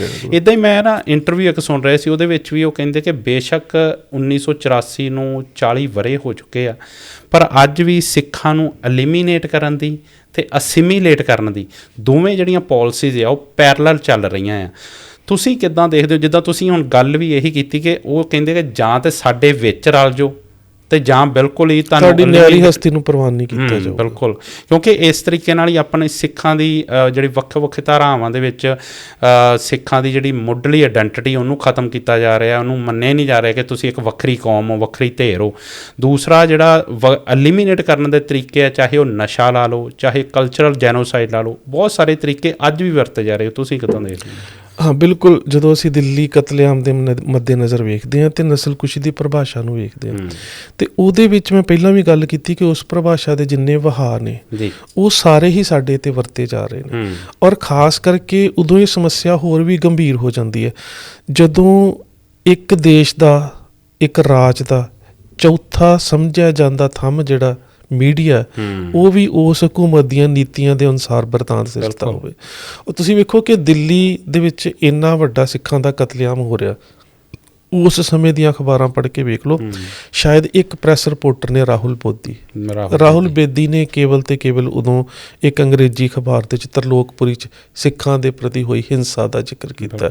ਮੈਂ ਚਾਹੁੰਦਾ ਡਾਕਟਰ ਸਾਹਿਬ ਇਸ ਜੋ ਚੀਜ਼ਾਂ ਹੋਈਆਂ ਨੇ ਉਹਨੂੰ ਥੋੜ੍ਹਾ ਜਿਹਾ ਵਿਸਥਾਰ 'ਚ ਜ਼ਰੂਰ ਦੱਸੋ ਤਾਂ ਜੋ ਅੱਜ ਵਾਲੀ ਪੀੜ੍ਹੀ ਨੂੰ ਪਤਾ ਲੱਗ ਸਕੇ ਹੋਇਆ ਕੀ ਸੀ ਉਹਨਾਂ ਨਾਲ। ਹਾਂ, ਇਹਦੇ 'ਚ ਸਭ ਤੋਂ ਪਹਿਲਾਂ ਤਾਂ ਇਹ ਹੈ ਕਿ ਜਿਹੜਾ ਤੰਤਰ ਹੈ ਉਹ ਆਪਣੇ ਆਪ ਨੂੰ ਕਿਰਿਆਸ਼ੀਲ ਕਿਵੇਂ ਕਰਦਾ ਹੈ, ਜਿਹਦੇ ਵਿੱਚ ਤੁਸੀਂ ਪ੍ਰਸ਼ਾਸਨ, ਰਾਜਸੀ ਧਿਰਾਂ ਅਤੇ ਸਮਾਜਿਕ ਧਿਰਾਂ ਅਤੇ ਸਮਾਜ, ਉਹਨੂੰ ਸਾਰੇ ਨੂੰ ਸਿੱਖਾਂ ਦੇ ਖਿਲਾਫ ਉਕਸਾਇਆ ਕਿਵੇਂ ਜਾਂਦਾ। ਹੁਣ ਇਹ ਜਿਹੜੀ ਜੀਨੋਸਾਈਡਲ ਇੰਪਲਸ ਹੈ, ਜਿਹਨੂੰ ਅਸੀਂ ਕਹਿੰਦੇ ਕਿ ਨਸਲਕੁਸ਼ੀ ਦਾ ਆਵੇਗ, ਇਹ ਇੱਕ ਦਿਨ 'ਚ ਪੈਦਾ ਨਹੀਂ ਹੋ ਜਾਂਦਾ। ਬਿਲਕੁਲ, ਇੱਕ ਦਿਨ 'ਚ ਤੁਸੀਂ ਤਿਆਰ ਨਹੀਂ ਹੋ ਜਾਂਦੇ ਕਿ ਤੁਸੀਂ, ਬੇਸ਼ੱਕ ਹੁਣ ਤੁਸੀਂ ਜਿੱਥੇ ਰਹਿ ਰਹੇ ਹੋ ਇੱਥੇ ਵਿਦੇਸ਼ ਦੇ ਵਿੱਚ, ਤੁਹਾਡਾ ਗੁਆਂਢੀ ਗੋਰਾ ਵੀ ਹੋ ਸਕਦਾ ਤੁਸੀਂ ਉਹਦੇ ਨਾਲ ਜਿੰਨੇ ਸਮੇਂ ਤੋਂ ਰਹਿ ਰਹੇ ਹੋ ਅਜੇ ਤੱਕ ਕੋਈ ਦੁਆ ਸਲਾਮ ਵੀ ਨਾ ਕੀਤੀ ਹੋਵੇ, ਪਰ ਤੁਹਾਡੇ ਮਨ 'ਚ ਇਹ ਭਾਵਨਾ ਇੱਕਦਮ ਜਨਮ ਨਹੀਂ ਲੈ ਸਕਦੀ ਕਿ ਮੈਂ ਆਪਣੇ ਗੁਆਂਢੀ ਦਾ ਕਤਲ ਕਰਦਾ, ਉਹ ਮਾੜਾ ਆ ਜਾਂ ਫਿਰ ਮੇਰਾ ਗੁਆਂਢੀ ਆਪਣੇ ਘਰ ਦੇ ਵਿੱਚ ਹੋਏ ਕਤਲਾਂ ਨੂੰ ਵੇਖ ਕੇ ਮੇਰੇ ਘਰ ਦੇ ਵਿੱਚ ਸ਼ਰਨ ਲੈਣ ਆਵੇ ਤੇ ਅੱਧੀ ਰਾਤ ਨੂੰ ਮੈਂ ਕਹਾਂ ਕਿ ਤੂੰ ਹੁਣ ਮੇਰੇ ਘਰੋਂ ਜਾ ਸਕਦਾ, ਮੈਂ ਤੈਨੂੰ ਆਪਣੇ ਘਰ ਸ਼ਰਨ ਨਹੀਂ ਦੇ ਸਕਦਾ। ਸੋ ਇੰਨਾ ਜਿਹੜਾ ਨਿਰਦਈਪਣ ਹੈ ਜਾਂ ਇਹ ਜਿਹੜੀ ਜੀਨੋਸਾਈਡਲ ਇੰਪਲਸ ਹੈ, ਇਹ ਇੱਕ ਦਿਨ 'ਚ ਪੈਦਾ ਨਹੀਂ ਹੋ ਜਾਂਦੀ। ਇਹਦਾ ਮਤਲਬ ਹੈ ਕਿ ਇੱਕ ਲੰਬੇ ਸਮੇਂ ਤੋਂ ਇੱਕ ਪ੍ਰਸੰਗ ਜਿਹੜਾ ਉਹ ਸਿਰਜਿਆ ਜਾਂਦਾ। ਹੁਣ ਇਸ ਨਸਲਕੁਸ਼ੀ ਦੇ ਰੂਪ ਵੇਖੋ ਤੁਸੀਂ। ਪਹਿਲਾ ਰੂਪ ਤੇ ਹੈ ਕਿ ਜਿਹਦੇ ਮੈਂ ਅਜੇ ਵੀ ਚਾਹੁੰਦਾ ਹੈ ਕਿ ਸਾਨੂੰ ਬੜੀ ਸੰਜੀਦਗੀ ਦੇ ਨਾਲ ਕੰਮ ਕਰਨ ਦੀ ਲੋੜ ਹੈ। ਦਿੱਲੀ ਨਸਲਕੁਸ਼ੀ ਦੇ ਗੁਰਦੇਵ ਸਿੰਘ ਜੀ ਜਿੰਨੇ ਵੀ ਪ੍ਰਭਾਵਿਤ ਜਿਉਂਦੇ ਵਿਅਕਤੀ ਨੇ, ਉਹ ਖਾਸ ਕਰਕੇ ਬੀਬੀਆਂ, ਮਰਦ ਤਾਂ ਬਹੁਤ ਘੱਟ ਛੱਡੇ ਉਹਨਾਂ ਨੇ, ਜਾਂ ਬੱਚੇ ਉਸ ਉਮਰ ਦੇ ਬਚੇ ਜਿਨ੍ਹਾਂ ਬੱਚਿਆਂ ਨੂੰ ਗੁੱਤਾਂ ਕਰਕੇ ਕੁੜੀਆਂ ਦੇ ਰੂਪ 'ਚ ਵਿਖਾਇਆ ਜਾ ਸਕਦਾ ਸੀ। ਨਹੀਂ ਤੇ ਮੋਸਟਲੀ ਬੱਚੇ ਵੀ ਇੰਨੇ। ਮੈਂ ਇੱਕ ਅੰਗਰੇਜ਼ੀ ਦੀ ਪ੍ਰੈਸ ਰਿਪੋਰਟਰ ਨੇ ਬਾਅਦ ਦੇ ਵਿੱਚ ਦਿੱਲੀ ਕਤਲੇਆਮ ਦੇ ਉੱਪਰ ਇੱਕ ਖੋਜ ਕੀਤੀ, ਉਹਦੇ ਵਿੱਚ ਉਹਨੇ ਇੰਡੀਆ ਗੇਟ ਦੇ ਲਾਗੇ ਦਾ ਇੱਕ ਜਿਹੜਾ ਸੀਗਾ ਉਹ ਘਟਨਾਕ੍ਰਮ ਦੱਸਿਆ ਕਿ 13 ਕੁ ਸਾਲ ਦਾ ਬੱਚਾ ਮਾਂ ਬਾਪ ਨੇ ਬਚਾਉਣ ਦੇ ਵਾਸਤੇ ਗੁੱਤ ਕਰਕੇ ਉਸ ਨੂੰ ਔਰਤਾਂ ਵਾਲਾ ਪਹਿਰਾਵਾ ਬਣਾ ਦਿੱਤਾ। ਹੁਣ ਦੰਗਈ ਕਿਸੇ ਨਾ ਕਿਸੇ ਰੂਪ 'ਚ ਸ਼ਨਾਖਤ ਕਰ ਗਏ।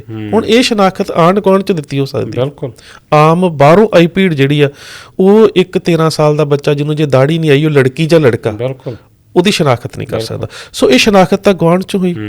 ਹੁਣ ਤੁਸੀਂ ਵੇਖੋ ਕਿ ਉਹ ਦਰਦਨਾਕ ਮੰਜ਼ਰ ਉਹ ਲਿਖਦੀ ਹੈ ਕਿ ਉਹ ਬੱਚਾ ਜਿਹੜਾ ਔਰਤ ਦੇ ਪਹਿਰਾਵੇ 'ਚ ਜਾ ਰਿਹਾ, ਉਹਨੂੰ ਪਛਾਣ ਲਿਆ ਗਿਆ ਤੇ ਉਹਨੂੰ ਕੁੱਟਮਾਰ ਕਰਨ ਤੋਂ ਪੁੱਛਿਆ ਗਿਆ ਤੇਰਾ ਬਾਪ ਕਿੱਥੇ ਆ, ਤੇ ਉਹ ਇਸ਼ਾਰਾ ਕਰਦਾ ਉਹ ਬਾਪ ਆ, ਤੇ ਬਾਪ ਸੜਕ ਤੇ ਮਰਿਆ ਪਿਆ। ਕਹਿੰਦਾ ਉਹਦੇ ਤੋਂ ਬਾਅਦ ਭੀੜ ਕੀ ਕਰਦੀ ਹੈ ਕਿ ਉਸ ਬੱਚੇ ਨੂੰ ਉਸ ਬਾਪ ਦੇ ਕੋਲ ਲਿਜਾਉਂਦੀ ਆ ਤੇ ਉਹਦੇ ਜਿਸਮ ਦੇ ਉੱਪਰ ਉਹਦੇ ਟੁਕੜੇ ਟੁਕੜੇ ਕਰਕੇ ਅੱਗ ਲਾ ਕੇ ਸਾੜ ਦਿੱਤਾ ਜਾਂਦਾ। ਸੋ ਇੰਨਾ ਨਿਰਦਈਪੁਣਾ। ਅੱਛਾ, ਇੱਕ ਤੇ ਇਹ ਸਰੀਰਕ ਕਤਲੇਆਮ ਹੋ ਗਿਆ। ਦੂਸਰੀ ਗੱਲ, ਜਰਨੈਲ ਸਿੰਘ ਨੇ ਇੱਕ ਗੱਲ ਬੜੀ ਪਿਆਰੀ ਲਿਖੀ ਆ। ਕਹਿੰਦਾ ਕਿ ਮੈਂ ਜਦੋਂ ਸਕੂਲ 'ਚ ਪੜ੍ਹਦਾ ਸੀ ਤੇ ਜਿਹੜੇ ਟੀਚਰ ਮੈਨੂੰ ਜਰਨੈਲ ਸਿੰਘ ਕਰਕੇ ਆਵਾਜ਼ ਮਾਰਦੇ ਸੀ, ਕਹਿੰਦਾ ਹੁਣ ਉਹਨਾਂ ਦਾ ਤਰੀਕਾ ਬਦਲ ਗਿਆ, ਕਹਿੰਦੇ ਓਏ ਸਰਦਾਰ। ਸੋ ਇਹਦਾ ਮਤਲਬ ਕਿ ਬੱਚਿਆਂ ਦੀ ਮਾਨਸਿਕ ਤੌਰ ਦੇ ਉੱਪਰ ਜਿਹੜੀ ਉਹਨਾਂ ਨੂੰ ਦਬਾਅ 'ਚ ਰੱਖਣ ਦੀ ਕਿਰਿਆ ਸੀ, ਉਹ ਕਿੰਨੀ ਕਾਰਜਸ਼ੀਲ ਹੈ। ਉਹਦੇ ਤੋਂ ਬਾਅਦ ਸਭ ਤੋਂ ਵੱਡਾ ਗੱਲ ਹੈ, ਬੰਦੇ ਨੂੰ ਸਾੜ ਦਿੱਤਾ ਜਾਂਦਾ, ਜ਼ਖਮੀ ਹੁੰਦਾ ਹੈ। ਉਹਦੇ ਤੋਂ ਬਾਅਦ ਉਹਨੇ ਕਿਤੇ ਨਾ ਕਿਤੇ ਸਿਹਤ ਸਹੂਲਤ ਲੈਣ ਵਾਸਤੇ ਹਸਪਤਾਲ ਜਾਣਾ ਹੈ। ਦਿੱਲੀ ਦੇ ਉਹਨਾਂ ਦਿਨਾਂ ਦੇ ਵਿੱਚ ਸਾਰੇ ਹਸਪਤਾਲਾਂ ਦੇ ਜਿਹੜੇ ਬਰਨਟ ਇੰਜਰੀ ਦੇ ਰਿਕਵਰੀ ਵਾਸਤੇ ਵੱਖਰੇ ਜਿਹੜੇ ਬਣਾਏ ਹੁੰਦੇ ਨੇ ਸੈੱਲ, ਉਹ ਸਾਰੇ ਬੰਦ ਨੇ। ਅੱਛਾ ਜੀ। ਇੱਕ ਵੀ ਹਸਪੀਟਲ ਦੇ ਵਿੱਚ ਉਹ ਵਾਲਾ ਜਿਹੜਾ ਡਿਪਾਰਟਮੈਂਟ ਆ ਜਿੰਨੇ ਸੜੇ ਲੋਕਾਂ ਦਾ ਇਲਾਜ ਕਰਨਾ ਉਹ ਨਹੀਂ ਖੁੱਲ੍ਹਾ, ਇੱਕ ਵੀ ਥਾਂ ਤੇ ਇਲਾਜ ਨਹੀਂ ਹੋਇਆ। ਸਭ ਤੋਂ ਵੱਡੀ ਗੱਲ, ਜਿਹੜੇ ਸਰਵਾਈਵਰ ਨੇ ਜੀ, ਜਦੋਂ ਉਹਨਾਂ ਦੇ ਅਸੀਂ ਬਿਆਨ ਜਾਂ ਉਹਨਾਂ ਦੀਆਂ ਸਟੇਟਮੈਂਟ ਜਾਂ ਇੰਟਰਵਿਊ ਸੁਣਦੇ ਹਾਂ, ਉਹ ਕਹਿੰਦੇ ਆ ਕਿ ਪਾਊਡਰ ਪਾਇਆ ਗਿਆ ਤੇ ਪਾਊਡਰ ਪਾਉਣ ਤੋਂ ਬਾਅਦ ਅੱਗ ਲਾਈ ਗਈ। ਹੁਣ ਮੈਂ ਉਸ ਪਾਊਡਰ ਦੇ ਬਾਰੇ ਬੜਾ ਹੀ ਜ਼ਿਆਦਾ ਸਮਝਣ ਦਾ ਜਾਂ ਕੋਹ ਕਰਨ ਦੀ ਯਤਨ ਕੀਤੀ ਹੈ ਕਿ ਉਹ ਇੱਕਦਮ ਤੇ ਪ੍ਰੋਵਾਈਡ ਨਹੀਂ ਹੋ ਸਕਦਾ। ਬਿਲਕੁਲ, ਉਹਦੇ ਪਿੱਛੇ ਕੋਈ ਲੰਬੀ ਕਿਰਿਆ ਹੈ ਕਿ ਪਹਿਲਾਂ ਉਹਨੂੰ ਕਿਸੇ ਖਾਸ ਗੋਦਾਮਾਂ 'ਚ ਭੰਡਾਰਾ 'ਚ ਰੱਖਿਆ ਗਿਆ।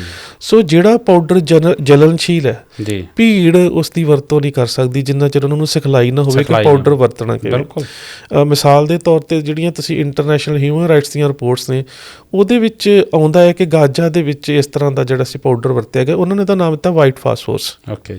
ਕਿ ਉਹ ਇਵੇਂ ਦਾ ਪਾਊਡਰ ਹੈ ਕਿ ਜਦੋਂ ਉਹਦੇ ਨਾਲ ਅੱਗ ਲਾਈ ਜਾਂਦੀ ਹੈ ਤੇ ਉਹ ਹੱਡੀਆਂ ਤੱਕ ਉਹਨੂੰ ਮੌਕੇ ਦੇ ਉੱਪਰ ਸਾੜ ਦਿੰਦਾ। ਈਵਨ ਉਹ ਸਿਰ 'ਚ ਪਾਇਆ ਜਾਵੇ ਤੇ ਖੋਪੜੀ ਜਿਹੜੀ ਆ ਉਹਨੂੰ ਵੀ ਪਿਘਲਾ ਦਿੰਦਾ, ਸਾੜ ਦਿੰਦਾ। ਸੋ ਇਹਦਾ ਮਤਲਬ ਕਿ ਇੰਨਾ ਜਲਨਸ਼ੀਲ ਜਿਹੜਾ ਪਦਾਰਥ ਵਰਤਿਆ ਗਿਆ ਉਹ ਭੀੜਾਂ ਨਹੀਂ ਵਰਤ ਸਕਦੀਆਂ, ਕਿਉਂਕਿ ਜਿਹੜਾ ਇਵੇਂ ਦਾ ਘਾਤਕ ਪਦਾਰਥ ਆ ਉਹਨੂੰ ਵਰਤਣ ਦੇ ਵਾਸਤੇ ਵੀ ਇੱਕ ਖਾਸ ਸਿਖਲਾਈ ਦੀ ਲੋੜ ਹੈ, ਨਹੀਂ ਤੇ ਤੁਹਾਡਾ ਨੁਕਸਾਨ ਵੀ ਕਰ ਸਕਦਾ। ਕਿ ਜਿਹੜਾ ਕਿਸੇ ਤੇ ਪਾਇਆ ਅੱਗ ਲਾਉਂਦਾ ਉਹ ਆਪਣੇ ਹੱਥ 'ਚ ਵੀ ਅੱਗ ਲਾ ਸਕਦਾ। ਸੋ ਪਹਿਲੀ ਗੱਲ ਤੇ ਉਹ ਸਿਖਲਾਈ ਜਿਹੜੀ ਆ, ਮੈਂ ਇੱਕ ਲੇਖ ਪੜ੍ਹ ਰਿਹਾ ਸੀਗਾ ਕਿ ਯੂਥ ਕਾਂਗਰਸ ਦਾ ਇੱਕ ਵਿਸ਼ੇਸ਼ ਡੈਲੀਗੇਟ ਸਮਾਗਮ ਹੋਇਆ ਸੀਗਾ ਨਾਗਪੁਰ ਦੇ ਵਿੱਚ, ਤੇ ਉੱਥੇ ਬਹੁਤ ਸਾਰੇ ਨੌਜਵਾਨਾਂ ਨੂੰ ਕੁਛ ਵਿਸ਼ੇਸ਼ ਸਿਖਲਾਈ ਦਿੱਤੀ ਗਈ। ਸੋ ਮੈਨੂੰ ਨਹੀਂ ਪਤਾ ਕਿ ਉਹਦੀਆਂ ਤੰਦਾਂ ਇਹਦੇ ਨਾਲ ਜੁੜਦੀਆਂ ਜਾਂ ਨਹੀਂ ਜੁੜਦੀਆਂ, ਪਰ ਇਸ ਗੱਲ ਦੇ ਉੱਪਰ ਤਾਂ ਸਾਰੇ ਸਹਿਮਤ ਹੋ ਜਾਣਗੇ ਨਾ ਕਿ ਇੱਕ ਵਿਸ਼ੇਸ਼ ਰਸਾਇਣ ਜੇ ਭੀੜ ਦੇ ਵੱਲੋਂ ਵਰਤਿਆ ਜਾਂਦਾ ਤੇ ਉਹ ਰਸਾਇਣ ਆਮ ਸਮਾਜ ਦੇ ਵਿੱਚ ਵਰਤਿਆ ਜਾਣ ਵਾਲਾ ਰਸਾਇਣ ਨਹੀਂ। ਉਹਨੂੰ ਕਿੱਥੋਂ ਲਿਆਂਦਾ ਗਿਆ, ਕਿੱਥੇ ਰੱਖਿਆ ਗਿਆ, ਕਿੰਨਾ ਹਾਲਤਾਂ 'ਚ ਸੰਭਾਲ ਕੀਤੀ ਗਈ ਤੇ ਕਿਸ ਤਰ੍ਹਾਂ ਵੰਡਣ ਵਾਸਤੇ ਦਿੱਤਾ ਗਿਆ, ਉਹ ਇੱਕ ਬੜੀ ਵੱਡੀ ਜਾਂਚ ਦਾ ਵਿਸ਼ਾ। ਬਿਲਕੁਲ, ਪਹਿਲੀ ਗੱਲ। ਦੂਸਰੀ ਗੱਲ, ਸਭ ਤੋਂ ਵੱਡੀ ਗੱਲ ਕਿ ਬੱਚਿਆਂ ਦੇ ਵਿੱਚ ਇਹ ਸਹਿਮ ਕਿਵੇਂ ਸਿਰਜਿਆ ਜਾ ਰਿਹਾ ਕਿ ਉਹਨਾਂ ਨੂੰ ਇਸ ਮੁਹਾਵਰੇ 'ਚ ਲਿਆਂਦਾ ਜਾ ਰਿਹਾ ਕਿ ਤੁਸੀਂ ਇਸ ਦੇਸ਼ ਦੇ ਜਿਹੜਾ ਦੂਜੇ ਨੰਬਰ ਦੇ ਸ਼ਹਿਰੀ ਹੋ। ਜਰਨੈਲ ਸਿੰਘ ਕਹਿੰਦਾ ਕਿ ਮੇਰੀ ਗੁਆਂਢੀਆਂ ਦੇ ਬੱਚੇ ਨਾਲ ਲੜਾਈ ਹੋਈ ਤੇ ਉਹ ਬੱਚਾ ਕਹਿੰਦਾ ਅਕਸਰ ਲੜਦਾ ਸੀ, ਇਸ ਤਰ੍ਹਾਂ ਬੱਚੇ ਲੜਦੇ ਨੇ, ਉਹਦੀ ਕਹਿੰਦਾ ਮਾਂ ਜਿਹੜੀ ਆ ਮੇਰੀ ਮਾਂ ਦੀ ਭੈਣ ਬਣੀ ਹੋਈ ਸੀ। ਉਹ ਕਹਿੰਦਾ ਕਿ ਹੁਣ ਜਦੋਂ ਮੇਰੀ ਉਹਦੇ ਨਾਲ ਲੜਾਈ ਹੋਈ ਤੇ ਉਹ ਬੱਚਾ ਕਹਿੰਦਾ ਵੀ ਤੈਨੂੰ ਬੰਦਾ ਬਣਾਉਣ ਲਈ ਫਿਰ ਮੈਂ ਉਹ ਸੱਦ ਲੈਣੇ ਬੰਦੇ ਜਿਨ੍ਹਾਂ ਨੇ ਤੁਹਾਨੂੰ ਬੰਦੇ ਬਣਾਇਆ ਸੀ। ਸੋ ਇਹਦਾ ਮਤਲਬ ਕਿ ਬੱਚਿਆਂ ਦੀ ਮਾਨਸਿਕਤਾ ਦੇ ਵਿੱਚ ਇਹ ਗੱਲ ਘਰ ਕਰ ਦਿੱਤੀ ਗਈ ਕਿ ਸਾਡੇ ਬਚਾਅ ਪੱਖ ਦੇ ਵਾਸਤੇ ਇੱਕ ਵਿਸ਼ੇਸ਼ ਭੀੜ ਹਾਜ਼ਰ ਆ ਤੇ ਸਾਡੇ ਕੋਲ ਇੰਨਾ ਵੱਡਾ ਦਬਾਅ ਹੈਗਾ ਵੀ ਜੇ ਅੱਜ ਬੱਚਾ ਗਲੀ 'ਚ ਸਾਡੇ ਨਾਲ ਝਗੜਾ ਕਰਦਾ ਤੇ ਅਸੀਂ ਉਸ ਭੀੜ ਦੇ ਡਰ ਦੇ ਉੱਪਰ ਇਹਦੇ 'ਚ ਸਹਿਮ ਪੈਦਾ ਕਰ ਸਕਦੇ। ਸੋ ਇਹ ਸੀ ਸਾਡੀ ਮਾਨਸਿਕ ਨਸਲਕੁਸ਼ੀ। ਬੀਬੀ ਭਾਗੀ ਕੌਰ ਤੇ ਗੋਪੀ ਕੌਰ ਜਮਨਾ ਪਾਰ ਤੋਂ ਰਹਿਣ ਵਾਲੀਆਂ, ਤੁਸੀਂ ਉਹਨਾਂ ਦੀ ਕਿਤੇ ਬਿਆਨ ਜਿਹੜੇ ਉਹਨਾਂ ਨੇ ਕਮਿਸ਼ਨਸ ਨੂੰ ਦਿੱਤੇ ਨੇ, ਤੁਸੀਂ ਉਹਨਾਂ ਨੂੰ ਸੁਣ ਕੇ ਮੈਨੂੰ ਲੱਗਦਾ ਤੁਸੀਂ ਪੜ੍ਹ ਨਹੀਂ ਸਕਦੇ। ਬਿਲਕੁਲ। ਕਹਿੰਦੀ ਕਿ ਸਾਡੇ ਇਲਾਕੇ ਦੇ ਵਿੱਚ 500 ਮਰਦ ਕਤਲ ਕੀਤਾ ਗਿਆ। 500 ਮਰਦ ਦੇ ਵਿੱਚ ਕੁਛ ਵਿਆਹੇ ਵੀ ਹੋ ਸਕਦੇ, ਕੁਛ ਅਣਵਿਆਹੇ ਵੀ ਹੋ ਸਕਦੇ, ਪਰ ਵਿਧਵਾਵਾਂ ਦੀ ਗਿਣਤੀ ਉਸ ਮੁਹੱਲੇ 'ਚ 200 ਸੀ। ਕਹਿੰਦੀ ਕਿ ਲਾਸ਼ਾਂ ਘਰਾਂ ਦੇ ਵਿੱਚ ਪਈਆਂ ਸੀ, ਲਾਸ਼ਾਂ ਸੜਕਾਂ 'ਤੇ ਪਈਆਂ ਸੀ।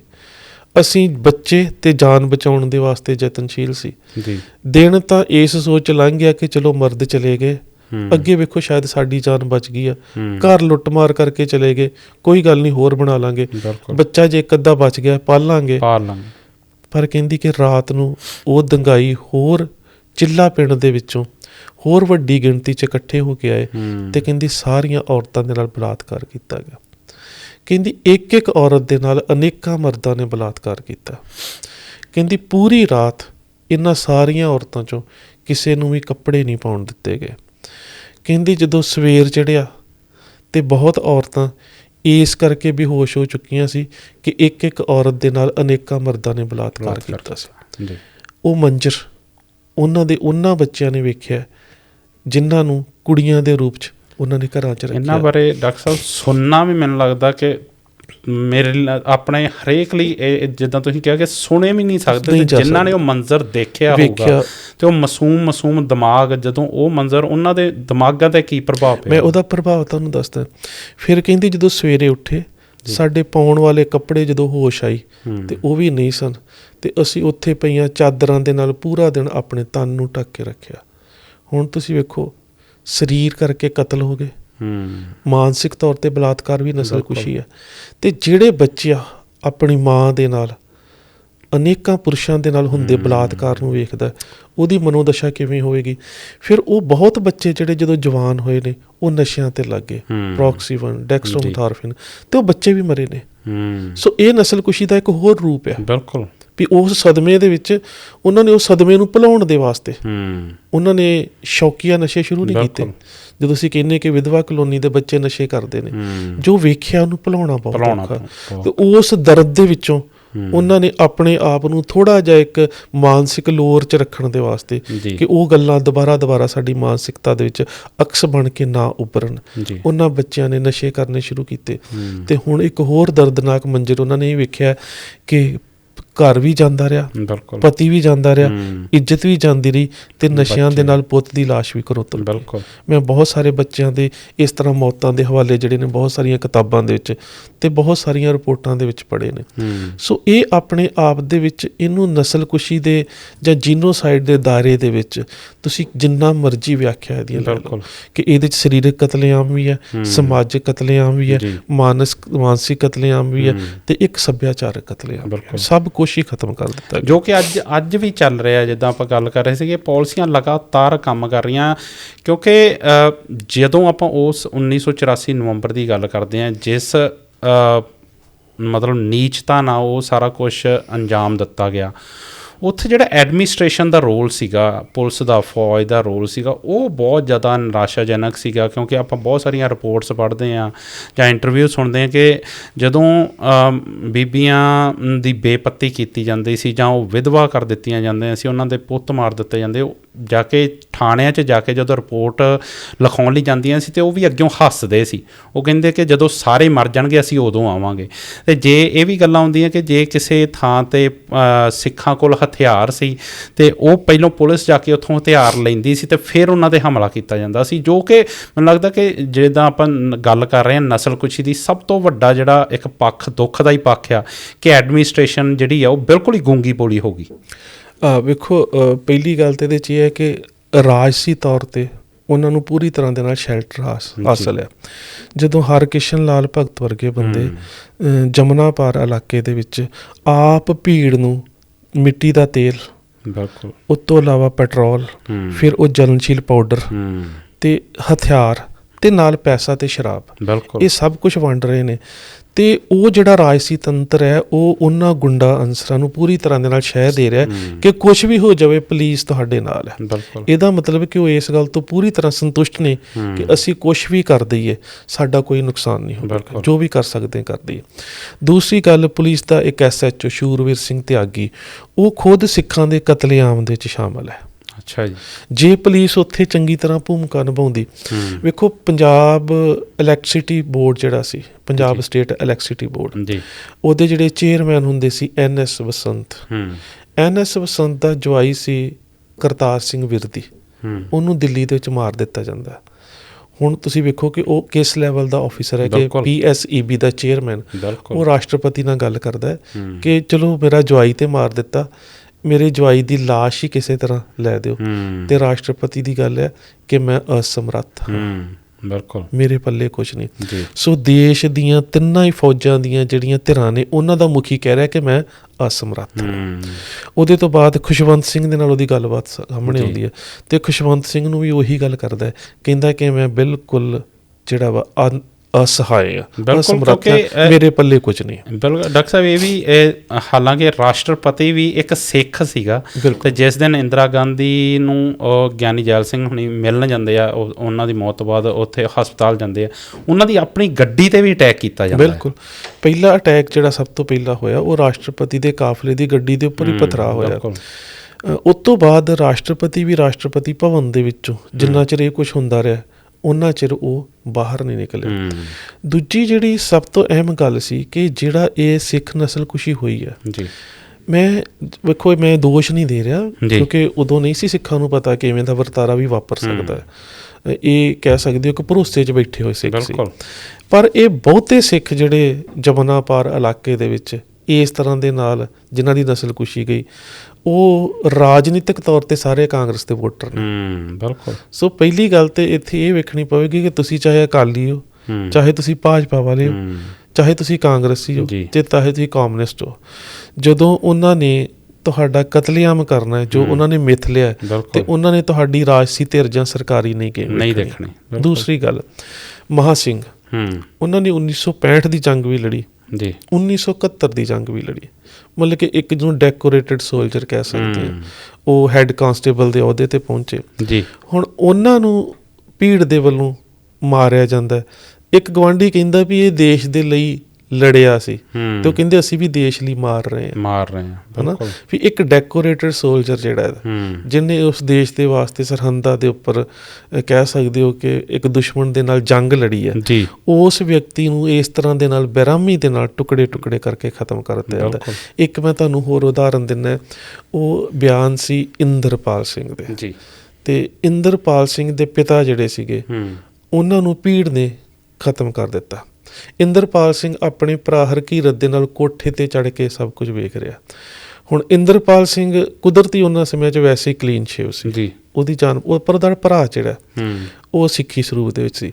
ਹੁਣ ਬਰਦਾਸ਼ਤ ਹੀ ਨਹੀਂ ਹੋਇਆ ਉਸ ਭਰਾ ਦੇ ਕੋਲੋਂ ਕਿ ਮੇਰਾ ਬਾਪ ਜਿਹੜਾ ਮੈਨੂੰ ਗੋਦ 'ਚ ਬਿਠਾਉਂਦਾ ਰਿਹਾ ਵੀ ਉਹਦੇ ਹੱਥ ਕੱਟੇ ਜਾ ਰਹੇ ਨੇ, ਉਹਦੇ ਟੁਕੜੇ ਕੀਤੇ ਜਾ ਰਹੇ। ਉਹਨੇ ਬਾਪ ਦੇ ਉੱਪਰ ਕੋਠੇ ਤੋਂ ਛਾਲ ਮਾਰ ਦਿੱਤੀ।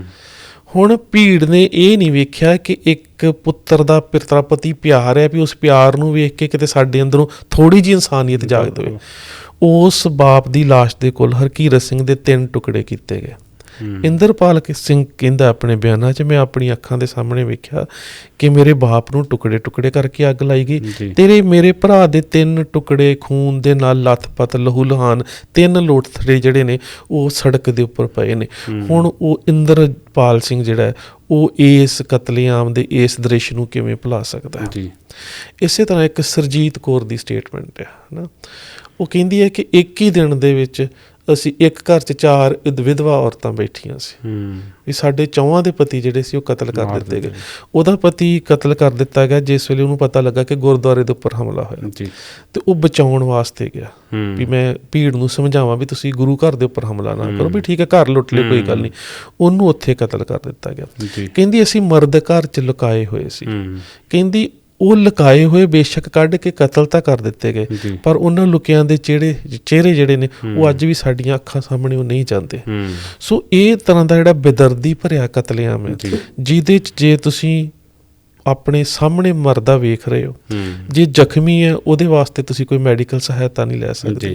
ਤੇ ਇੰਨੇ ਵੱਡੇ ਕਤਲੇਆਮ ਦੇ ਜਿਹੜਾ ਪੁਲਿਸ ਤੇ ਪ੍ਰਸ਼ਾਸਨ ਆ ਤੇ ਜਿਹੜੇ ਰਾਜਨੇਤਾ ਨੇ ਉਹ ਤੁਹਾਡਾ ਨਹੀਂ ਬਲਕਿ ਹਿੰਸਾ ਕਰਨ ਵਾਲਿਆਂ ਦਾ ਸਾਥ ਦੇ ਰਹੇ ਨੇ, ਜਿਹੜੇ ਤੁਹਾਡੀ ਨਸਲਕੁਸ਼ੀ ਕਰ ਰਹੇ ਨੇ। ਕਿਸ਼ੋਰੀ ਲਾਲ ਦੀ ਐਗਜ਼ਾਮਪਲ ਲੈ ਲਈਏ, ਉਹਦੇ ਖਿਲਾਫ ਕਿੰਨੇ ਬਿਆਨ ਨੇ ਹਨਾ, ਕਿ ਉਸ ਨੇ ਕਸਾਈ ਸੀ, ਮਾਸ ਵੇਚਣ ਵਾਲਾ ਬੰਦਾ, ਉਸ ਨੇ ਆਪਣੇ ਛੁਰੇ ਦੇ ਨਾਲ ਮਤਲਬ ਕਿ ਕਿੰਨੀਆਂ ਸਟੇਟਮੈਂਟ ਨੇ ਕਿ ਮੇਰੇ ਪਤੀ ਦੇ ਵੀ ਉਹਨੇ ਗਲੇ 'ਚ ਸਟੈਬਿੰਗ ਕੀਤੀ ਹੈ ਨਾ। ਇੱਕ ਨੇ ਤਾਂ ਇੱਥੋਂ ਤੱਕ ਸਟੇਟਮੈਂਟ ਦਿੱਤੀ ਸੀ ਨਾਨਾ ਅਤੇ ਕ੍ਰਿਸ਼ਨ ਦੀ ਸੀਗੀ ਕਿ ਉਹ ਛੁਰੇ ਦੇ ਨਾਲ ਸਿੱਖ ਨੂੰ ਕਤਲ ਕਰਨ ਤੋਂ ਬਾਅਦ ਛੁਰਾ ਆਪਣੀ ਜ਼ੁਬਾਨ 'ਤੇ ਲਾਉਂਦਾ ਸੀ, ਉਸ ਖੂਨ ਨੂੰ ਚੱਕਦਾ ਸੀ। ਸੋ ਕਿੰਨੀ ਜ਼ਿਆਦਾ ਜੀਨੋਸਾਈਡਲ ਇੰਪਲਸ ਉਹਨਾਂ ਬੰਦਿਆਂ ਦੇ ਮਨਾਂ 'ਚ ਪੈਦਾ ਕੀਤੀ ਗਈ ਕਿ ਉਹ ਸਿੱਖ ਨੂੰ ਕਤਲ ਕਰਨਾ ਆਪਣਾ ਇੱਕ ਧਾਰਮਿਕ ਫਰਜ਼ ਸਮਝ ਰਹੇ ਨੇ। ਕਿ ਜਿਸ ਤਰ੍ਹਾਂ ਦੇ ਨਾਲ ਅਸੀਂ ਕਹਿੰਦੇ ਨਾ ਕਿ ਇਸਲਾਮ ਦੇ ਵੱਲੋਂ ਜਦੋਂ ਨੌਜਵਾਨਾਂ ਨੂੰ ਫਿਦਾਇਨ ਹਮਲੇ ਵਾਸਤੇ ਉਤੇਜਿਤ ਕੀਤਾ ਜਾਂਦਾ ਤੇ ਇਹ ਗੱਲ ਕਹੀ ਜਾਂਦੀ ਹੈ ਵੀ ਤੁਸੀਂ ਇੱਥੇ ਮਰ ਜਾਓਗੇ, ਜੰਨਤ ਦੇ ਵਿੱਚ ਤਾਂ ਤੁਹਾਨੂੰ ਹੂਰਾਂ ਉਡੀਕ ਰਹੀਆਂ ਨੇ। ਸੋ ਇੱਥੇ ਲੈਕਚਰ ਦੇ ਕੇ ਵਿਖਿਆਨ ਕਰਕੇ ਖਾਸ ਕਰਕੇ ਲੀਡਰਾਂ ਦੇ ਵੱਲੋਂ ਇਸ ਤਰ੍ਹਾਂ ਦੇ ਨਾਲ ਇਹਨਾਂ ਨੂੰ ਤਿਆਰ ਕੀਤਾ ਗਿਆ ਕਿ ਉਹ ਸਿੱਖ ਨੂੰ ਮਾਰਨਾ ਇੱਕ ਸਵਾਬ, ਇੱਕ ਪੁੰਨ ਦਾ ਕੰਮ ਸਮਝ ਰਹੇ ਨੇ ਵੀ ਇਹ ਸਿੱਖ ਮਾਰ ਦਿੱਤਾ ਨਾ, ਤੇ ਸ਼ਾਇਦ ਸਾਡਾ ਇੱਕ ਧਾਰਮਿਕ ਫਰਜ਼ ਹੈ ਵੀ ਸ਼ਾਇਦ ਇਹਦੇ ਨਾਲ ਸਾਨੂੰ ਸਾਡੇ ਧਾਰਮਿਕ ਜੀਵਨ ਦੇ ਵਿੱਚ ਇੱਕ ਵੱਡੀ ਪ੍ਰਾਪਤੀ ਹੈ ਕਿ ਮੈਂ ਸਿੱਖ ਮਾਰਿਆ, ਕਿ ਮੈਂ ਇੱਕ ਪੁੰਨ ਦਾ ਕੰਮ ਕੀਤਾ। ਉਹਨਾਂ ਦੇ ਮਨਾਂ ਦੇ ਵਿੱਚ ਇਹ ਭਾਵਨਾ ਭਰ ਦਿੱਤੀ। ਹੁਣ ਇਹ ਕਿੰਨੀ ਬੇਦਰਦੀ ਹੈ ਕਿ ਇੱਕ ਬੰਦਾ ਜਿਹੜਾ ਆਪਣੇ ਛੁਰੇ ਦੇ ਨਾਲ ਕਤਲੇਆਮ ਕਰਦਾ ਉਹਨੂੰ ਫਾਂਸੀ ਹੁੰਦੀ ਹੈ ਤੇ ਉਮਰ ਕੈਦ 'ਚ ਬਦਲ ਦਿੱਤੀ ਜਾਂਦੀ ਹੈ। ਤੁਸੀਂ ਜੇ ਸਾਰਾ ਵਰਤਾਰਾ ਵੇਖੋ ਤੇ ਜਿੰਨੇ ਉਸ ਸਮੇਂ ਜਿਹੜੇ ਕੌਂਸਲਰ ਪੱਧਰ ਦੇ ਬੰਦੇ ਨੇ ਉਹ ਮੈਂਬਰ ਪਾਰਲੀਮੈਂਟ ਬਣਦੇ ਨੇ, ਜਿਹੜੇ ਮੈਂਬਰ ਪਾਰਲੀਮੈਂਟ ਨੇ ਉਹ ਸੈਂਟਰ ਦੇ ਵਿੱਚ ਕੈਬਨਿਟ ਮਿਨਿਸਟਰ ਬਣਦੇ ਨੇ। ਮਤਲਬ ਕਿ ਜਿੰਨੇ ਸਿੱਖਾਂ ਦਾ ਵੱਧ ਕਤਲੇਆਮ ਕੀਤਾ, ਜਿੰਨਾ ਵੱਧ ਕੀਤਾ, ਉਹਨੂੰ ਉਨੇ ਵੱਡੇ ਅਹੁਦੇ ਦੇ ਨਾਲ ਨਵਾਜੇਗਾ। ਡਾਕਟਰ ਕਿਸ਼ੋਰ ਸ਼ਾਇਦ ਡਾਕਟਰ ਅਸ਼ੋਕ ਦਿੱਲੀ ਕਤਲੇਆਮ ਦਾ ਇੱਕ ਬਦਨਾਮ ਚਿਹਰਾ। ਤੁਸੀਂ ਵੇਖੋਗੇ ਕਿ ਇੱਕ ਡਾਕਟਰ ਜਿਹੜਾ ਕੀ ਉਹ ਇੰਨਾ ਘਟੀਆ ਕਰਮ ਕਰ ਸਕਦਾ ਕਿ ਜਿਹੜੇ ਸਿੱਖ ਮਾਰੇ ਗਏ ਨੇ ਉਹ ਉਹਨਾਂ ਦੀਆਂ ਅੱਖਾਂ ਕੱਢ ਰਿਹਾ ਕਿ ਮੈਂ ਹੌਸਪੀਟਲ ਦੇ ਵਿੱਚ ਜਿਹੜੀ ਆਈ ਟਰਾਂਸਫਰ ਦੇ ਵਿੱਚ ਉਹਨਾਂ ਨੂੰ ਵਰਤ ਸਕਦਾ। ਕਿ ਇੰਨਾ ਕਹਿ ਸਕਦੇ ਹਵਾਨੀਅਤ ਇਸ ਪੱਧਰ ਦੀ ਵੀ ਹੋ ਸਕਦੀ ਕਿ ਉਹ ਡਾਕਟਰ ਜਿਹਦਾ ਫਰਜ਼ ਸੜਕ ਦੇ ਉੱਪਰ ਤੜਫ ਰਹੇ ਬੰਦੇ ਦੀ ਜਾਨ ਬਚਾਉਣਾ, ਉਹ ਆਪਣਾ ਫਰਜ਼ ਨਿਭਾ ਰਿਹਾ ਕਿ ਮੈਂ ਅੱਖਾਂ ਕੱਢ ਲਵਾਂ, ਮੇਰੇ ਕੰਮ ਆਉਣਗੇ। ਸੋ ਇੰਨਾ ਜਿਹੜਾ ਦਰਦਨਾਕ ਵਰਤਾਰਾ ਹੈ ਉਹ ਇੱਕ ਕੌਮ ਦੇ ਉੱਪਰ ਵਾਪਰਨਾ, ਤੇ ਉਹਦੇ ਪਿੱਛੇ ਸਟੇਟ ਦੇ ਵੱਲੋਂ ਪੂਰੀ ਤਰ੍ਹਾਂ ਦੇ ਨਾਲ ਉਹਨਾਂ ਭੀੜਾਂ ਨੂੰ ਸ਼ੈਲਟਰ ਦੇਣਾ, ਉਹਨਾਂ ਦੀ ਮਦਦ ਕਰਨੀ, ਤੇ ਕਿਸੇ ਵੀ ਰੂਪ ਦੇ ਵਿੱਚ ਮੀਡੀਆ ਦੇ ਵਿੱਚ ਇਸ ਗੱਲ ਦੀ ਧੋਖੀ ਨਾ ਨਿਕਲ ਦੇਣੀ ਕਿ ਸਿੱਖਾਂ ਨੂੰ ਕਤਲੇਆਮ ਕਿਵੇਂ ਇਸ ਤਰ੍ਹਾਂ ਕੀਤਾ ਜਾਂਦਾ। ਫਿਰ ਅਫਵਾਹਾਂ ਜਿਹੜੀਆਂ ਫੈਲਾਈਆਂ ਗਈਆਂ ਕਿ ਪੰਜਾਬ ਦੇ ਵਿੱਚ ਸਿੱਖਾਂ ਨੇ ਹਿੰਦੂਆਂ ਦਾ ਕਤਲੇਆਮ ਸ਼ੁਰੂ ਕਰ ਦਿੱਤਾ, ਜੀਨੋਸਾਈਡ ਇੰਪਲਸ ਨੇ ਹੋਰ ਉਤੇਜਿਤ ਕੀਤਾ। ਦੂਜੀ ਗੱਲ ਕਹੀ ਗਈ ਕਿ ਇੱਕ ਗੱਡੀ ਆ ਰਹੀ ਹੈ ਹਿੰਦੂਆਂ ਦੀਆਂ ਲਾਸ਼ਾਂ ਦੇ ਨਾਲ ਭਰੀ, ਉਹ ਹਿੰਦੂਆਂ ਦੀਆਂ ਲਾਸ਼ਾਂ ਦੀ ਭਰੀ ਗੱਡੀ ਤੇ ਨਹੀਂ ਆਈ, ਹਰਿਆਣੇ ਦੇ ਵਿੱਚੋਂ DTC ਦੀਆਂ ਤੇ ਟ੍ਰੇਨਾਂ ਜਿਹੜੀਆਂ ਨੇ ਉਹ ਜਿਹੜੇ ਪੇਸ਼ੇਵਰ ਅਪਰਾਧੀ ਲੋਕ ਸੀ ਉਹਨਾਂ ਦੀਆਂ ਭਰ ਕੇ ਆਈਆਂ, ਜਿਨ੍ਹਾਂ ਨੇ ਆ ਕੇ ਇੱਥੇ ਫਿਰ ਕਤਲੇਆਮ ਕੀਤਾ। ਜਦੋਂ ਆਪਾਂ ਉਹਨਾਂ ਸਮਿਆਂ ਦੀ ਇੰਟਰਵਿਊ ਜਾਂ ਰਿਪੋਰਟਸ ਸੁਣਦੇ ਹਾਂ, ਜਿਹੜੀ ਗੱਲ ਤੁਸੀਂ ਡਾਕਟਰ ਸਾਹਿਬ ਕਰ ਰਹੇ ਹੋ ਕਿ ਜਿੱਦਾਂ ਕਿ ਜਿਹੜੇ ਗੁਆਂਢੀ ਸੀ ਜਾਂ ਉਹਨਾਂ ਦੀ ਸ਼ਮੂਲੀਅਤ ਤੋਂ ਬਿਨਾਂ ਇਸ ਹੱਦ ਤੱਕ, ਇਸ ਕਦਰ ਤੱਕ ਜਾਣਕਾਰੀ ਉਹਨਾਂ ਨੂੰ ਨਹੀਂ ਹੋ ਸਕਦੀ ਕਿ ਇਹ ਬੱਚਾ ਹੈ ਜਾਂ ਬੱਚੀ ਆ। ਇੱਦਾਂ ਹੀ ਉਹ ਇੰਟਰਵਿਊਜ਼ 'ਚ ਵੀ ਕਹਿੰਦੇ ਆ ਕਿ ਜਿਹੜੇ ਸਾਡੇ ਨਾਲ ਰੋਜ਼ ਵਰਤਦੇ ਸੀ, ਜਿਨ੍ਹਾਂ ਦੇ ਸਾਡੇ ਜਿਹੜੇ ਫੈਸਟੀਵਲ ਸੀਗੇ ਜਾਂ ਰੀਤੀ ਰਿਵਾਜ ਸੀ ਸਾਂਝੇ ਸੀ, ਅਸੀਂ ਇਕੱਠੇ ਮਨਾਉਂਦੇ ਸੀ, ਉਹਨਾਂ ਦਾ ਵੀ ਜਦੋਂ ਇਹ ਸਭ ਕੁਛ ਹੋਇਆ ਤੇ ਇੱਕ ਅਚਾਨਕ ਉਹਨਾਂ ਦੇ ਵਿੱਚ ਚੇਂਜ ਆਈ। ਉਹਦੇ ਵਿੱਚ ਬਹੁਤ ਸਾਰੀਆਂ, ਜਿੱਦਾਂ ਤੁਸੀਂ ਕਿਹਾ ਕਿ ਅਫਵਾਹਾਂ ਜਿਹੜੀਆਂ ਫੈਲਾਈਆਂ ਗਈਆਂ, ਇੱਥੋਂ ਤੱਕ ਅਫਵਾਹ ਫੈਲਾਈ ਗਈ ਕਿ ਦਿੱਲੀ ਦੇ ਪਾਣੀ ਦੇ ਵਿੱਚ ਜ਼ਹਿਰ ਜਿਹੜਾ ਆ ਉਹ ਸਿੱਖਾਂ ਵੱਲੋਂ ਮਿਲਾ ਦਿੱਤਾ ਗਿਆ ਆ। ਸੋ ਜਿਹੜੀ ਪਹਿਲੋਂ ਮੈਨੂੰ ਲੱਗਦਾ ਕਿ ਜਿਹੜੀ ਜੈਨੋਸਾਈਡ ਜਾਂ ਉਹ ਜਿਹੜੇ ਸਿੱਖਾਂ ਨੂੰ ਮਾਰਨ ਤੋਂ ਪਹਿਲਾਂ ਉਹਨਾਂ ਦੀ ਇੱਕ ਕਿਰਦਾਰਕੁਸ਼ੀ ਕੀਤੀ ਗਈ, ਉਹਨਾਂ ਨੂੰ ਸਿੱਖਾਂ ਨੂੰ ਦੇਸ਼ ਦਾ ਗੱਦਾਰ ਵਿਖਾਇਆ ਗਿਆ, ਜਿਸ ਤੋਂ ਬਾਅਦ ਜਦੋਂ ਪਹਿਲਾਂ ਤਾਂ ਇਹ ਔਰਗਨਾਈਜ਼ ਕ੍ਰਾਈਮ ਸੀ, ਪਰ ਉਸ ਤੋਂ ਬਾਅਦ ਆਮ ਲੋਕਾਂ ਨੂੰ ਵੀ ਆਪਣੇ ਨਾਲ ਲਾਉਣ ਲਈ ਉਹ ਸਾਰਾ ਕੁਝ ਕੀਤਾ ਗਿਆ। ਹਾਂ ਬਿਲਕੁਲ, ਜੇ ਤੁਸੀਂ ਵੇਖੋ ਕਿ ਜਦੋਂ ਸਟੇਟ ਸਪੋਂਸਰਡ ਇਵੇਂ ਦੀ ਨਸਲਕੁਸ਼ੀ ਹੁੰਦੀ ਹੈ ਤਾਂ ਉਹਦੇ ਵਿੱਚ ਸਭ ਤੋਂ ਵੱਡੀ ਗੱਲ ਹੁੰਦੀ ਹੈ ਕਿ ਜਿਹੜੇ ਸਟੇਟ ਦੀ ਬਿਊਰੋਕ੍ਰੇਸੀ ਹੈ ਉਹ ਤੁਹਾਨੂੰ ਜ਼ੁਲਮ ਕਰਨ ਦਾ ਢੰਗ ਸਮਝਾਉਂਦੀ ਹੈ। ਮੈਂ ਤਾਂ ਇੱਕ ਮਿਸਾਲ ਦਿੰਦਾ ਹੈ ਨਾ ਕਿ ਦਿੱਲੀ ਦੇ ਵਿੱਚ ਜਿੰਨੇ ਵੀ ਸਿੱਖਾਂ ਨੂੰ ਮਾਰਿਆ ਜਾਂਦਾ, ਜ਼ਖਮੀ ਕੀਤਾ ਜਾਂਦਾ, ਛੁਰੇ ਮਾਰੇ ਜਾਂਦੇ ਨੇ, ਹੱਥ ਪੈਰ ਵੱਢੇ ਜਾਂਦੇ ਨੇ, ਇਹੋ ਜਿਹੇ ਜਿਹੜੇ ਵੈਸ਼ੀ ਡਾਕਟਰ ਨੇ ਉਹਨਾਂ ਵੱਲੋਂ ਅੱਖਾਂ ਵੀ ਕੱਢੀਆਂ ਜਾਂਦੀਆਂ ਨੇ, ਉਹਦੇ ਉਪਰੰਤ ਅੱਗ ਜ਼ਰੂਰ ਲਾਈ ਜਾਂਦੀ ਹੈ। ਤਾਂ ਜਦੋਂ ਮੈਂ ਇਹਨੂੰ ਵੇਖਦਾ ਤਾਂ ਮੈਨੂੰ ਯਾਦ ਆ ਜਾਂਦਾ ਕਿ ਜਦੋਂ ਨਨਕਾਣਾ ਸਾਹਿਬ ਦਾ ਸਾਕਾ ਵਾਪਰਿਆ ਤੇ ਉਦੋਂ ਸਾਰੇ ਸਿੱਖ ਅੱਗ ਲਾ ਕੇ ਸਾੜੇ ਗਏ, ਕਿਉਂਕਿ ਉਦੋਂ ਜਿਹੜਾ ਅੰਗਰੇਜ਼ officer deputy commissioner mister King ਸੀ, ਉਹਨੇ ਨਰੈਣੂ ਮਹੰਤ ਨੂੰ ਇੱਕ ਗੱਲ ਸਮਝਾ ਦਿੱਤੀ ਸੀ ਕਿ ਬੰਦਾ ਮਾਰ ਦਿਓ, ਲਾਸ਼ ਸ਼ਨਾਖਤ ਤੇ ਪੋਸਟਮਾਰਟਮ ਜੋਗੀ ਨਹੀਂ ਛੱਡਣੀ। ਭਾਵੇਂ ਉਦੋਂ ਪੋਸਟਮਾਰਟਮ ਦਾ ਬਹੁਤਾ ਰਿਵਾਜ ਨਹੀਂ ਸੀ, ਪਰ ਉਸ ਵੀ ਲਾਸ਼ ਸ਼ਨਾਖਤ ਲਈ ਨਹੀਂ ਛੱਡਣੀ। ਸੋ ਇਹਨਾਂ ਨੂੰ ਵੀ ਸਮਝਾਇਆ ਗਿਆ ਕਿ ਕਿਸੇ ਲਾਸ਼ ਦੀ ਸ਼ਨਾਖਤ ਨਹੀਂ ਹੋਣੀ ਚਾਹੀਦੀ, ਹੈ ਨਾ, ਕਿ ਅਣਪਛਾਤੀ ਕਹਿ ਕੇ ਪੁਲਿਸ ਨੂੰ ਡਿਸਪੋਜ਼ ਆਫ ਕਰਨਾ ਬਹੁਤ ਸੌਖਾ ਸੀ ਕਿ ਸ਼ਨਾਖਤ ਹੀ ਨਹੀਂ ਹੈ। ਫਿਰ ਵੋਟਰ ਲਿਸਟਾਂ, ਫਿਰ ਘਰਾਂ ਦੀ ਨਿਸ਼ਾਨਦੇਹੀ। ਹੁਣ ਵੋਟਰ ਲਿਸਟਾਂ ਤੋਂ ਇਹ ਤਾਂ ਪਤਾ ਲੱਗਦਾ ਨਾ ਕਿ ਉੱਥੋਂ ਦੇ ਵਸਨੀਕ ਨੇ, ਕਿਸੇ ਨਾ ਕਿਸੇ ਰਾਜਸੀ ਧਿਰ ਦੇ ਨਾਲ ਜੁੜੇ ਹੋਏ ਨੇ, ਤੇ ਉਹਨਾਂ ਦਾ ਕਤਲੇਆਮ ਹੋ ਰਿਹਾ। ਜਨਰਲ ਜਗਜੀਤ ਸਿੰਘ ਅਰੋੜਾ ਰਾਸ਼ਟਰਪਤੀ ਨਾਲ ਗੱਲ ਕਰਦੇ ਨੇ, ਕਹਿੰਦੇ ਨੇ ਕਿ ਫੌਜ ਕਦੋਂ ਸੱਦਣੀ ਹੈ ਹੁਣ, ਤੇ ਉਹ ਕਹਿੰਦਾ ਹੈ ਕਿ ਦਿੱਲੀ ਦਾ ਤੰਤਰ ਮੇਰੇ ਨਾਲ ਕਿਸੇ ਸੰਬੰਧ 'ਚ ਹੀ ਨਹੀਂ ਹੈਗਾ। ਤੇ ਦਿੱਲੀ ਦਾ ਰਾਜਪਾਲ ਜਿਹੜਾ ਉਹ ਜਦੋਂ ਰਾਸ਼ਟਰਪਤੀ ਕਹਿੰਦਾ ਹੈ ਕਿ ਫੌਜ ਇੱਥੇ ਜਿਹੜੀ ਹੈ ਉਹ ਤਾਇਨਾਤ ਕੀਤੀ ਜਾਵੇ, ਤੇ ਰਾਸ਼ਟਰਪਤੀ ਉਹ ਕਹਿੰਦਾ ਦਿੱਲੀ ਦਾ ਰਾਜਪਾਲ ਕਹਿੰਦਾ ਕਿ ਜੇ ਫੌਜ ਆ ਗਈ ਨਾ ਤੇ ਹਾਲਾਤ ਹੋਰ ਵਿਗੜਨਗੇ। ਉਹ ਹਾਲਾਤ ਵਿਗੜਦੇ ਨਹੀਂ ਆ, ਬਲਕਿ ਉਹਨਾਂ ਚਿਰ ਤੱਕ ਖੁੱਲ੍ਹ ਦੇਣੀ ਹੈ ਕਿ ਜਿੰਨਾ ਤੁਸੀਂ ਵੱਧ ਤੋਂ ਵੱਧ ਕਤਲੇਆਮ ਕਰ ਸਕਦੇ ਹੋ ਉਹਨਾਂ ਤੁਸੀਂ ਕਾਂਡ ਕਰੋ। ਸੋ ਇਹ ਸਾਰਾ ਇਸ ਤਰ੍ਹਾਂ ਦੇ ਨਾਲ ਸਰਕਾਰ ਨੇ ਜਿਸ ਤਰ੍ਹਾਂ ਇੱਕ ਸੁਰੱਖਿਆ ਛਤਰੀ ਮੁਹੱਈਆ ਕੀਤੀ ਕਿ ਦਿੱਲੀ ਨੂੰ ਇਸ ਤਰ੍ਹਾਂ ਦੇ ਨਾਲ ਸੀਲ ਕਰ ਦਿੱਤਾ ਗਿਆ। ਹੁਣ ਕਹਿਣ ਨੂੰ ਕਰਫਿਊ ਲਗਾਇਆ ਗਿਆ। ਜਿਹੜੇ ਸਿੱਖ ਆਪਣੀ ਰੱਖਿਆ ਕਰਨ ਦੇ ਸਮਰੱਥ ਨੇ, ਜਿਨ੍ਹਾਂ ਦੇ ਕੋਲ ਕੋਈ ਨਾ ਕੋਈ ਲਾਇਸੈਂਸੀ ਹਥਿਆਰ ਪਿਆ, ਉਹ ਜਮ੍ਹਾਂ ਕਰਵਾ ਲਿਆ ਜਾਂਦਾ ਕਿ ਹਿੰਸਾ ਫੈਲ ਰਹੀ ਹੈ, ਤੁਹਾਡੇ ਖੋਏ ਜਾ ਸਕਦੇ ਨੇ। ਉਹਨਾਂ ਦੇ ਮਨ ਦਾ ਡਰ ਪੈਦਾ ਕਰਕੇ ਉਹ ਹਥਿਆਰ ਜਮ੍ਹਾਂ ਕਰਾ ਲਏ ਜਾਂਦੇ ਨੇ, ਤੇ ਉਹਨਾਂ ਭੀੜਾਂ ਨੂੰ 3-4 ਦਿਨ ਦਾ ਖੁੱਲ੍ਹਾ ਸਮਾਂ ਦਿੱਤਾ ਜਾਂਦਾ ਕਿ ਤੁਸੀਂ ਜਿੰਨਾ ਵੀ ਕਤਲੇਆਮ ਕਰ ਸਕਦੇ ਹੋ ਉਹ ਤੁਸੀਂ ਕਰ ਸਕਦੇ ਹੋ, ਹੈ ਨਾ।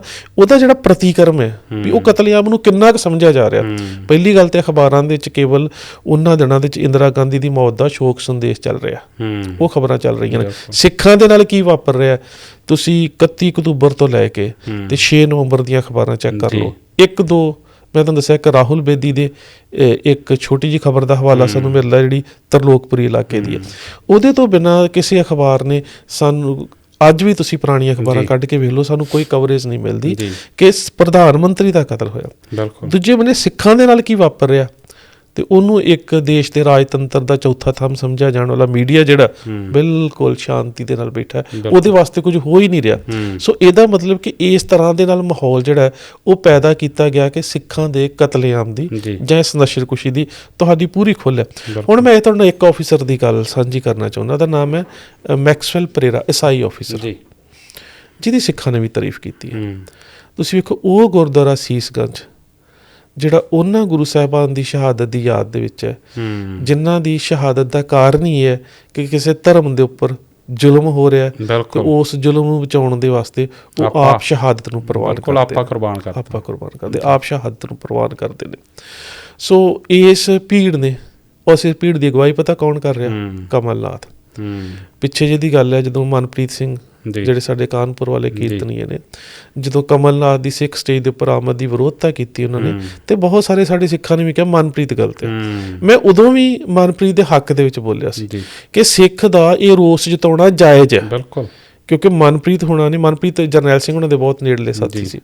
ਸੋ ਇਹਨਾਂ ਨੇ, ਉਹਨਾਂ ਦੇ ਪਰਿਵਾਰਾਂ ਨੇ ਉਸ ਦਰਦ ਨੂੰ ਝੱਲਿਆ ਹੈ, ਹੰਢਾਇਆ ਹੈ, ਅੱਖਾਂ ਦੇ ਨਾਲ ਵੇਖਿਆ ਹੈ। ਸੋ ਇਹ ਜਿਹੜਾ ਆਵਾਜ਼ ਉੱਠੀ ਆ, ਇਹ ਜਾਇਜ਼ ਆ, ਕਿਉਂਕਿ ਜਿਹੜੀ ਭੀੜ ਸੀਸਗੰਜ ਸਾਹਿਬ ਉੱਪਰ ਹਮਲਾ ਕਰਨ ਵਾਸਤੇ ਆਈ, ਉਹਦੀ ਅਗਵਾਈ ਕਮਲ ਨਾਥ ਕਰ ਰਿਹਾ ਸੀ, ਆਪ ਕਰ ਰਿਹਾ ਸੀ। ਕਮਲ ਨਾਥ ਉਦੋਂ ਇੱਕ ਕਾਉਂਸਲਰ ਸੀ, ਜਿਹੜਾ ਬਾਅਦ ਦੇ ਵਿੱਚ ਮੈਂਬਰ ਪਾਰਲੀਮੈਂਟ ਬਣਦਾ। ਇਹਦਾ ਮਤਲਬ ਕਿ ਜਿੰਨਾ ਵੱਧ ਤੁਸੀਂ ਕਤਲੇਆਮ ਕਰਦੇ ਹੋ, ਤੁਹਾਡੇ ਵਾਸਤੇ ਅਹੁਦੇ ਲੈਣ ਦੇ ਉਨੇ ਰਾਹ ਖੁੱਲੇ ਹੋਏ ਨੇ। ਅੱਛਾ, ਉਸ ਸਮੇਂ ਸਿੱਖਾਂ ਨੇ ਜਿਹੜੇ ਗੁਰਦੁਆਰਾ ਸਾਹਿਬ ਦੇ ਅੰਦਰ ਸੀ, ਕੁਝ ਸੇਵਾਦਾਰ, ਕੁਝ ਦਿੱਲੀ ਕਮੇਟੀ ਦੇ ਮੁਲਾਜ਼ਮ ਤੇ ਕੁਝ ਹੋਰ ਸੰਗਤ 'ਚ ਬੈਠੇ ਸੀ, ਉਹਨਾਂ ਨੇ ਇਹ ਫੈਸਲਾ ਲੈ ਲਿਆ ਕਿ ਹੁਣ ਮੁਕਾਬਲਾ ਕਰਾਂਗੇ, ਕਿ ਮਰਨਾ ਤਾਂ ਹੈ ਹੀ ਹੈ, ਫਿਰ ਗੁਰਦੁਆਰਾ ਸਾਹਿਬ ਦੀ ਬੇਅਦਬੀ ਨਹੀਂ ਹੋਣ ਦੇਵਾਂਗੇ। ਉਦੋਂ ਉਹ ਜਿਹੜਾ ਇੰਸਪੈਕਟਰ ਹੈ ਮੈਕਸਵੈਲ ਪਰੇਰਾ, ਈਸਾਈ ਹੈ, ਉਹ ਫਿਰ ਸਾਹਮਣੇ ਆਉਂਦਾ, ਕਹਿੰਦਾ ਕਿ ਤੁਸੀਂ ਗੁਰਦੁਆਰੇ ਦੇ ਅੰਦਰ ਜਾਓ, ਤੁਸੀਂ ਸਿੱਧਾ ਭੀੜ ਦੇ ਨਾਲ ਟਕਰਾਓ ਨਾ, ਤੁਹਾਨੂੰ ਜਾਨਾਂ ਦੇਣ ਦੀ ਲੋੜ ਨਹੀਂ, ਤੁਹਾਡੀ ਰੱਖਿਆ ਮੈਂ ਕਰੂੰਗਾ। ਔਰ ਉਹਨੇ ਕੀਤੀ, ਉਹਨੇ ਉਸ ਭੀੜ ਦੇ ਉੱਪਰ ਫਾਇਰ ਵੀ ਕੀਤੇ।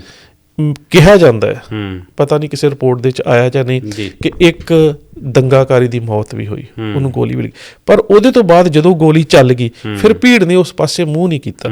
ਇਹਦਾ ਮਤਲਬ ਕੀ ਹੈ ਕਿ ਜੇ ਇੱਕ ਵੱਡੀ ਭੀੜ, ਜਿਸ ਭੀੜ ਦੀ ਅਗਵਾਈ ਇੱਕ ਖਾਸ ਵੱਡਾ ਕਾਂਗਰਸੀ ਆਗੂ ਕਰ ਰਿਹਾ, ਜੇ ਉਸ ਭੀੜ ਨੂੰ ਇੱਕ ਆਫਿਸਰ ਸਟੈਂਡ ਲੈ ਕੇ ਰੋਕ ਸਕਦਾ ਹੈ ਕਿ ਅਸੀਂ ਨਾ ਬੇਅਦਬੀ ਹੋਣ ਦੇਣੀ ਹੈ, ਨਾ ਕਿਸੇ ਸਿੱਖ ਦਾ ਕਤਲੇਆਮ ਹੋਣ ਦੇਣਾ, ਤੇ ਜੇ ਪੁਲਿਸ ਆਪਣੀ ਭੂਮਿਕਾ ਨਿਭਾਉਂਦੀ ਤੇ ਕਿਸੇ ਇਲਾਕੇ ਦੇ ਵਿੱਚ ਵੀ ਸਿੱਖਾਂ ਦੀ ਨਸਲਕੁਸ਼ੀ ਨਹੀਂ ਸੀ ਹੋ ਸਕਦੀ। ਸੋ ਪੁਲਿਸ ਤੰਤਰ ਨੂੰ ਤੁਸੀਂ ਉਸ ਦਾਇਰੇ ਚੋਂ ਬਾਹਰ ਕੱਢ ਕੇ ਨਹੀਂ ਵੇਖ ਸਕਦੇ।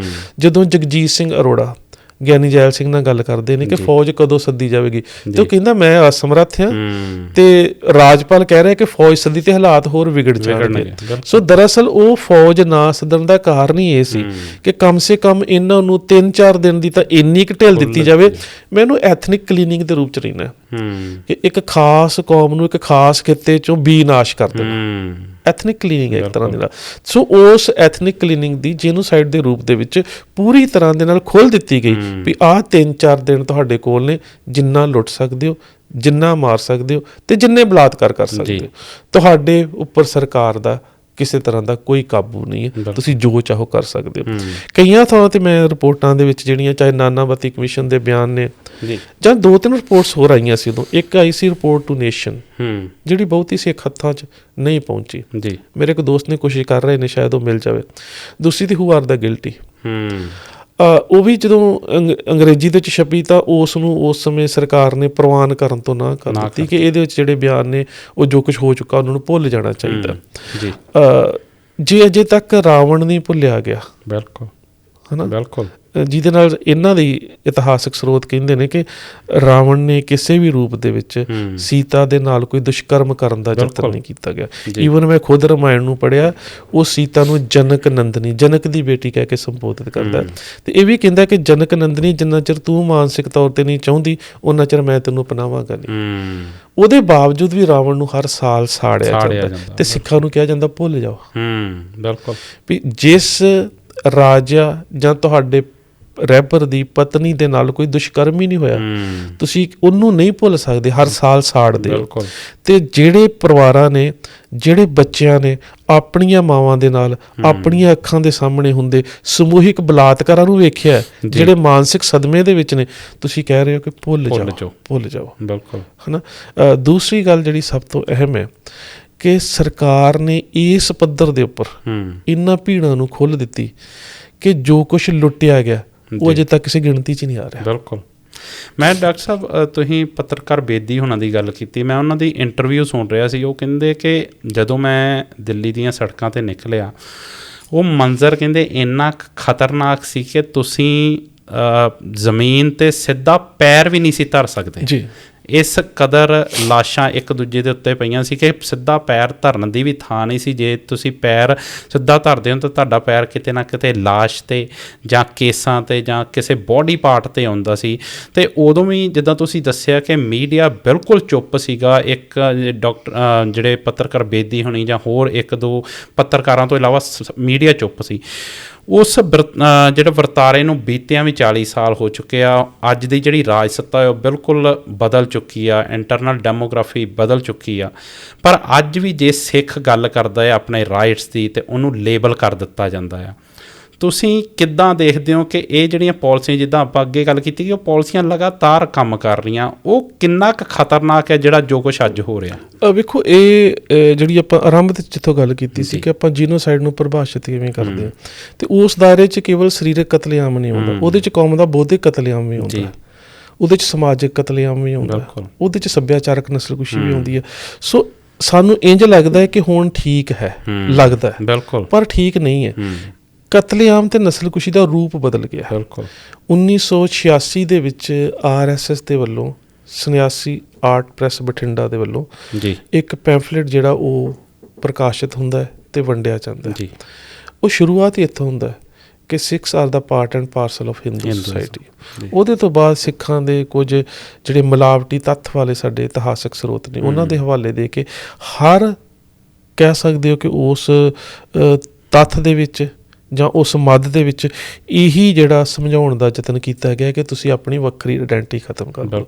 ਸੋ ਉਹ ਵੱਖਰੀ ਆਇਡੈਂਟੀਟੀ ਜਿਹੜੀ ਸੀ, ਇੱਕ ਤੇ ਉਹਨੂੰ ਖਤਮ ਕਰਨ ਦਾ ਤਰੀਕਾ ਸੀ ਕਿ ਸਾਡੀ ਸਰੀਰਕ ਨਸਲਕੁਸ਼ੀ। ਦੂਸਰੀ ਗੱਲ ਸੀ ਕਿ ਸਰੀਰਕ ਨਸਲਕੁਸ਼ੀ ਦੇ ਜਿਹੜੇ ਜਿਹਨੂੰ ਅਸੀਂ ਕਹਿੰਦੇ ਕਿ ਐਪਿਕ ਸੈਂਟਰ ਨੇ, ਉਹਨਾਂ ਨੂੰ ਆਪਸ ਦੇ ਵਿੱਚ ਸਿੱਖਾਂ ਨੂੰ ਜੋੜ ਕੇ ਸਮਝਣ ਦਾ ਮੌਕਾ ਨਹੀਂ ਦਿੱਤਾ ਗਿਆ ਕਿ ਕਾਨਪੁਰ ਦੇ ਵਿੱਚ ਕੀ ਹੋ ਰਿਹਾ, ਬੋਕਾਰੋ 'ਚ ਕੀ ਹੋ ਰਿਹਾ, ਅਹਿਮਦਾਬਾਦ 'ਚ ਕੀ ਹੋ ਰਿਹਾ, ਦਿੱਲੀ 'ਚ ਕੀ ਹੋ ਰਿਹਾ।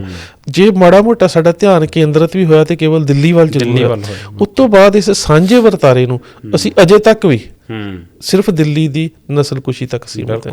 ਚਲੋ ਇੰਨਾ ਵੀ ਹੈ ਕਿ ਹੁਣ ਸਾਨੂੰ ਨਸਲਕੁਸ਼ੀ ਸ਼ਬਦ ਦਾ ਪਤਾ ਲੱਗਾ ਕਿ ਅਸੀਂ ਇਹਦੇ ਲਈ ਸਿੱਖ ਜੀਨੋਸਾਈਡ ਸ਼ਬਦ ਵਰਤਣਾ, ਪਰ ਬਾਕੀ ਥਾਵਾਂ ਤੇ ਵਰਤਾਰਾ ਤਾਂ ਇਹੀ ਹੈ, ਭੀੜਾਂ ਵੀ ਇਹੀ ਨੇ। ਔਰ ਸਭ ਤੋਂ ਵੱਡੀ ਗੱਲ ਕਿ ਭੀੜਾਂ ਦਾ ਸਿੱਖਾਂ ਨੂੰ ਕਤਲ ਕਰਨ ਦਾ ਤਰੀਕਾ ਵੀ ਉਹੀ ਹੈ, ਬਿਲਕੁਲ ਕਾਮਨ ਪ੍ਰੈਕਟਿਸ ਹੈ ਨਾ, ਉੱਥੇ ਵੀ ਹੈ। ਸੋ ਇਹਦਾ ਮਤਲਬ ਕਿ ਇਹ ਜਿਹੜੀ ਜੀਨੋਸਾਈਡਲ ਇੰਪਲਸ ਹੈ ਇੱਕ ਦਿਨ 'ਚ ਪੈਦਾ ਨਹੀਂ ਹੈ ਨਾ। ਔਰ ਸਭ ਤੋਂ ਵੱਡੀ ਗੱਲ ਸੁਰਜੀਤ ਕੌਰ ਦੀ ਇੰਟਰਵਿਊ ਦੇ 'ਚ ਇੱਕ ਨਾ ਜਰਨੈਲ ਸਿੰਘ ਉਹਨਾਂ ਨੇ ਦਿੱਤੀ ਆ, ਉਹਦੇ 'ਚ ਇੱਕ ਗੱਲ ਸਮਝਣ ਦੀ ਲੋੜ ਹੈ।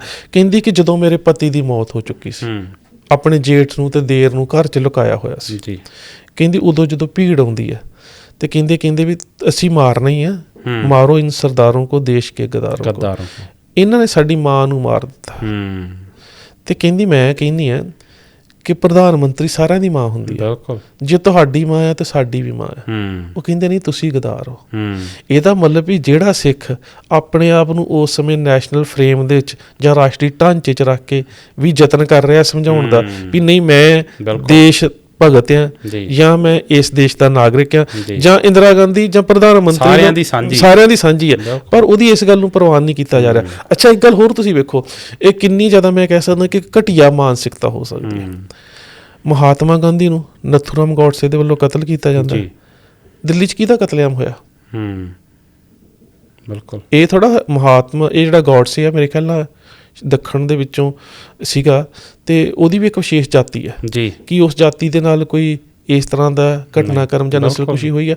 ਹੁਣ ਨਾਨਾ ਜੀ ਦੇਸ਼ਮੁਖ ਪਤਾ ਕੀ ਕਹਿੰਦਾ ਕਿ ਮਹਾਤਮਾ ਗਾਂਧੀ ਦੀ ਮੌਤ ਤੋਂ ਬਾਅਦ ਦਿੱਲੀ ਦੇ ਕੁਛ ਲੋਕਾਂ ਨੂੰ ਵੀ ਇਹੀ ਸੰਤਾਪ ਭੋਗਣਾ ਪਿਆ ਸੀ, ਵੀ ਇਹ ਕੁਛ ਲੋਕਾਂ ਨੂੰ, ਜਦੋਂ ਕਿ ਬਿਲਕੁਲ ਨਹੀਂ ਭੋਗਣਾ ਪਿਆ, ਪਰ ਨਿਸ਼ਾਨਾ ਕਿੱਥੇ ਹੈ ਕਿ ਇਹ ਇੰਝ ਹੀ ਹੋਵੇਗਾ ਜਿਹੜੀ ਗੱਲ ਜਸਟੀਫਾਈ ਕਰਨ ਦੇ ਵਾਸਤੇ। ਹਾਂ, ਔਰ 19 ਨਵੰਬਰ ਨੂੰ ਇੰਡੀਆ ਗੇਟ ਦੇ ਸਾਹਮਣੇ ਰਾਜੀਵ ਗਾਂਧੀ ਦੀ ਇਹ ਸਟੇਟਮੈਂਟ ਕਿ ਜਦੋਂ ਇੱਕ ਰੁੱਖ ਡਿੱਗਦਾ ਤਾਂ ਧਰਤੀ ਹਿੱਲਦੀ ਹੈ, ਹੈ ਨਾ। ਸੋ ਉਹ ਧਰਤੀ ਹਿੱਲਣਾ ਇੱਕ ਛੋਟੀ ਕਿਰਿਆ ਦੇ ਰੂਪ 'ਚ ਲਿਆ ਜਾ ਰਿਹਾ ਕਿ ਇਹ ਕਰਮ ਦਾ ਪ੍ਰਤੀਕਰਮ ਸੀ ਤੇ ਦੋਸ਼ੀ ਸਿੱਖ ਨੂੰ ਬਣਾਇਆ ਜਾ ਰਿਹਾ, ਜਦੋਂ ਉਹਨੂੰ ਵੱਡੇ ਰੂਪ 'ਚ ਲਿਆ ਹੀ ਨਹੀਂ ਜਾ ਰਿਹਾ ਕਿ ਫਿਰ ਕੀ ਹੋ ਗਿਆ, ਮਾਰੇ ਗਏ, ਫਿਰ ਕੀ ਹੋ ਗਿਆ, ਲੁੱਟੇ ਗਏ, ਫਿਰ ਕੀ ਹੋ ਗਿਆ, ਬਲਾਤਕਾਰ ਹੋ ਗਏ। ਇਹਨਾਂ ਸਾਰਿਆਂ ਤੋਂ ਵੱਡਾ ਹੈ ਪ੍ਰਧਾਨ ਮੰਤਰੀ ਦਾ ਕਤਲ। ਬਿਲਕੁਲ ਜਦੋਂ ਇੱਕ ਕਤਲ ਇੱਕ ਜਾਨ ਦਾ ਜਾਣਾ ਜਿਹੜਾ ਕਾਨੂੰਨ ਹੈ ਉਹ ਬਰਾਬਰ ਗਿਣਦਾ ਭਾਵੇਂ ਕਿਸੇ ਦੀ ਵੀ ਹੋਵੇ, ਪਰ ਇੱਕ ਕਤਲ ਦੇ ਇਵਜ਼ ਦੇ ਵਿੱਚ ਇੰਨੇ ਲੋਕਾਂ ਦਾ ਕਤਲੇਆਮ ਤੇ ਸਮੂਹਿਕ ਬਲਾਤਕਾਰ, ਉਹ ਕਹਿੰਦੇ ਕਿ ਧਰਤੀ ਹਿੱਲਣ ਦੀ ਕਿਰਿਆ ਵੀ ਇਹ ਤਾਂ ਹੋਣੀ ਹੈ, ਸੁਭਾਵਕ ਹੈ। ਇਸੇ ਤਰ੍ਹਾਂ ਦੇ ਨਾਨਾ ਜੀ ਦੇਸ਼ਮੁਖ ਉਹ ਕਹਿੰਦਾ ਵੀ ਫਿਰ ਕੀ ਹੋਇਆ ਵੀ ਸਹਿਜ ਰੂਪ ਦੇ ਵਿੱਚ ਇੰਝ ਹੁੰਦਾ ਹੀ ਹੈ ਤੇ ਇਹਨੂੰ ਸਵੀਕਾਰ ਕਰਨਾ ਚਾਹੀਦਾ। ਹੁਣ ਇਸ ਹਿੰਸਾ ਦਾ ਤੁਸੀਂ ਹਿੰਸਾਤਮਕ ਤਰੀਕੇ ਨਾਲ ਵਿਆਖਿਆ ਨਾ ਕਰੋ ਜਾਂ ਹੁਣ ਤੁਸੀਂ ਮੁਕਾਬਲਾ ਨਾ ਕਰੋ, ਹੁਣ ਤੁਹਾਨੂੰ ਆਪਣੀ ਰੱਖਿਆ ਦਾ ਵੀ ਹੱਕ ਨਹੀਂ ਹੈ, ਆਪਣੇ ਆਪ ਨੂੰ ਸਰੈਂਡਰ ਕਰ ਦਿਓ, ਸਰੈਂਡਰ ਕਰ ਦਿਓ। ਤੇ ਸਰੈਂਡਰ ਕਰਨ ਦੇ ਦੋ ਹੀ ਰਾਹ ਹੈ ਕਿ ਜਾਂ ਤੇ ਸ਼ਮਸ਼ਾਨ ਦਾ ਦਰਵਾਜ਼ਾ ਚੁਣ ਲਓ ਤੇ ਜਾਂ ਫਿਰ ਹਿੰਦੁਸਤਾਨ ਦਾ ਦਰਵਾਜ਼ਾ ਚੁਣ ਲਓ। ਬਿਲਕੁਲ, ਤੁਹਾਡੇ ਕੋਲ ਦੋ ਹੀ ਰਾਹ ਨੇ ਜੀ, ਹਨਾ, ਜਾਂ ਤੁਹਾਡੇ ਸਾਹਮਣੇ ਮੌਤ ਹੈ ਤੇ ਜਾਂ ਤੁਸੀਂ ਆਪਣੀ ਸੈਪਰੇਟ ਆਇਡੈਂਟੀ ਨੂੰ ਉਹਨੂੰ ਛੱਡ ਦਿਓ ਜਾਂ ਭੁੱਲ ਜਾਓ। ਸੋ ਇਹ ਜਿਹੜਾ ਕਹਿ ਸਕਦੇ ਹੋ ਕਿ ਮਾਨਸਿਕ ਕਤਲੇਆਮ ਜਿਹੜੀ ਗੱਲ ਕੀਤੀ, ਕੀ ਉਹ ਅੱਜ ਵੀ ਜਾਰੀ ਹੈ? ਉਹ ਅੱਜ ਵੀ ਜਾਰੀ ਹੈ ਕਿਤਾਬਾਂ ਦੇ ਵਿੱਚ। ਤੁਸੀਂ ਹੈਰਾਨ ਹੋਵੋਗੇ ਗੁਰਦੇਵ ਸਿੰਘ ਜੀ, ਤੁਸੀਂ ਲਾਲਚੀ ਕੁੱਤੇ ਦੀ ਕਹਾਣੀ ਪੜ੍ਹੀ? ਮੈਂ ਉਸ ਨੂੰ 2004 ਦੇ ਵਿੱਚ ਆਪਣੀ ਤੱਬੇ ਰੋਜ਼ ਜਾਗਿਓ ਕਿਤਾਬ 'ਚ ਜਦੋਂ ਰੀਪ੍ਰਿੰਟ ਹੋਈ ਤੇ ਮੈਂ ਉਹਦੇ 'ਚ ਦਿੱਤਾ। ਤੁਸੀਂ ਉਹਦੇ 'ਚ ਸਾਰੇ ਬੱਚਿਆਂ ਨੇ ਪੜ੍ਹੀ ਹੋਊਗੀ ਲਾਲਚੀ ਕੁੱਤਾ। ਕਦੀ ਕੁੱਤੇ ਦਾ ਨਾਂ ਸੁਣਿਆ? ਉਸ ਕੁੱਤੇ ਦਾ ਨਾਮ ਕੀ ਸੀ? 1984 ਤੋਂ ਬਾਅਦ ਦਿੱਲੀ ਦੇ ਸਕੂਲਾਂ ਦੇ ਵਿੱਚ तीसरी क्लास की किताब दे विच जो पढ़ाया जा रहा था, एक कुत्ता था, कुत्ते का नाम चीमा था, उसको रोटी का एक टुकड़ा मिला। हुण चीमा सिखां दी सब कास्ट है। बिल्कुल। मैं जिस घर दे विच मैनूं इस गल दा पता लगा वो भी चीमा फैमिली सी, मेरे रिश्तेदार भी सी। मैं घर च बैठा तो किताब बच्चा लैके आउंदा, तो मैं किताब चुकी तो मैं कहा भी आह कुत्ते का नाम चीमा कित्थों आ गया। फिर वो स्कूल दे नाल जांदे ने, कहंदे ने छप चुकियां ने। अच्छा, फिर की हो गया? ना हो सकदा ਉਹਨਾਂ ਦਾ ਪ੍ਰਤੀਕਰਮ ਜਾਂ ਰਿਐਕਸ਼ਨ ਕੋਈ ਹੈ।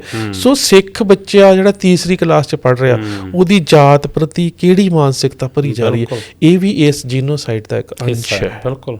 ਇਸੇ ਤਰ੍ਹਾਂ ਦੇ ਨਾਲ ਸੱਭਿਆਚਾਰ ਦੇ ਵਿੱਚ, ਇਸੇ ਤਰ੍ਹਾਂ ਅੱਜ ਮੀਡੀਆ ਦੇ ਵਿੱਚ ਅੱਜ ਜਿਸ ਤਰ੍ਹਾਂ ਦੇ ਨਾਲ ਇੱਕ ਸਮੂਹਿਕ ਜਿਹੜੇ ਧੜੇ ਨੇ ਉਹਨਾਂ ਦੇ ਨੂੰ ਟ੍ਰੀਟ ਕੀਤੇ ਜਾ ਰਹੀ। ਤਾਂ ਮੈਂ ਤੁਹਾਨੂੰ ਕਿਹਾ ਕਿ ਇੱਕ ਆਫੀਸਰ ਕਹਿੰਦਾ ਕਿ ਦਿੱਲੀ ਕਤਲੇਆਮ ਦਾ ਦੋਸ਼ੀ ਸਿੱਖ ਹੈ, ਉਹ ਸਿੱਖ ਹੋ ਕੇ ਕਹਿ ਰਿਹਾ, ਤੇ ਥੱਲੇ ਉਹਨੂੰ ਕਿਹਾ ਜਾ ਰਿਹਾ ਕਿ this is the true nationalism, ਕਿ ਇਹੀ ਰਾਸ਼ਟਰਵਾਦ ਆ ਕਿ ਤੁਸੀਂ ਮਰੋ ਵੀ ਤੇ ਦੋਸ਼ ਵੀ ਆਪਣੇ ਆਪ ਤੇ ਸਿਰ ਤੇ ਲਓ। ਇਹੀ ਤੁਹਾਡਾ ਰਾਸ਼ਟਰਵਾਦ ਹੈ। ਬਿਲਕੁਲ।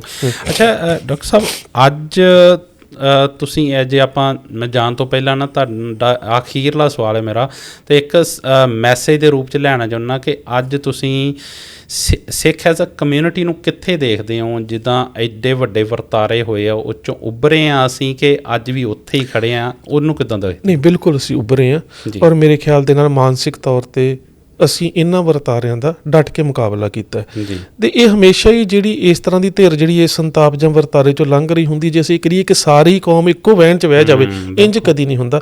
ਪਰ ਫਿਰ ਵੀ ਮੈਨੂੰ ਲੱਗਦਾ ਕਿ ਸਾਡੇ 'ਚ ਇੱਕ ਬਹੁਤ ਵੱਡਾ ਜਾਗਰੂਕ ਅੰਸ਼ ਹੈ।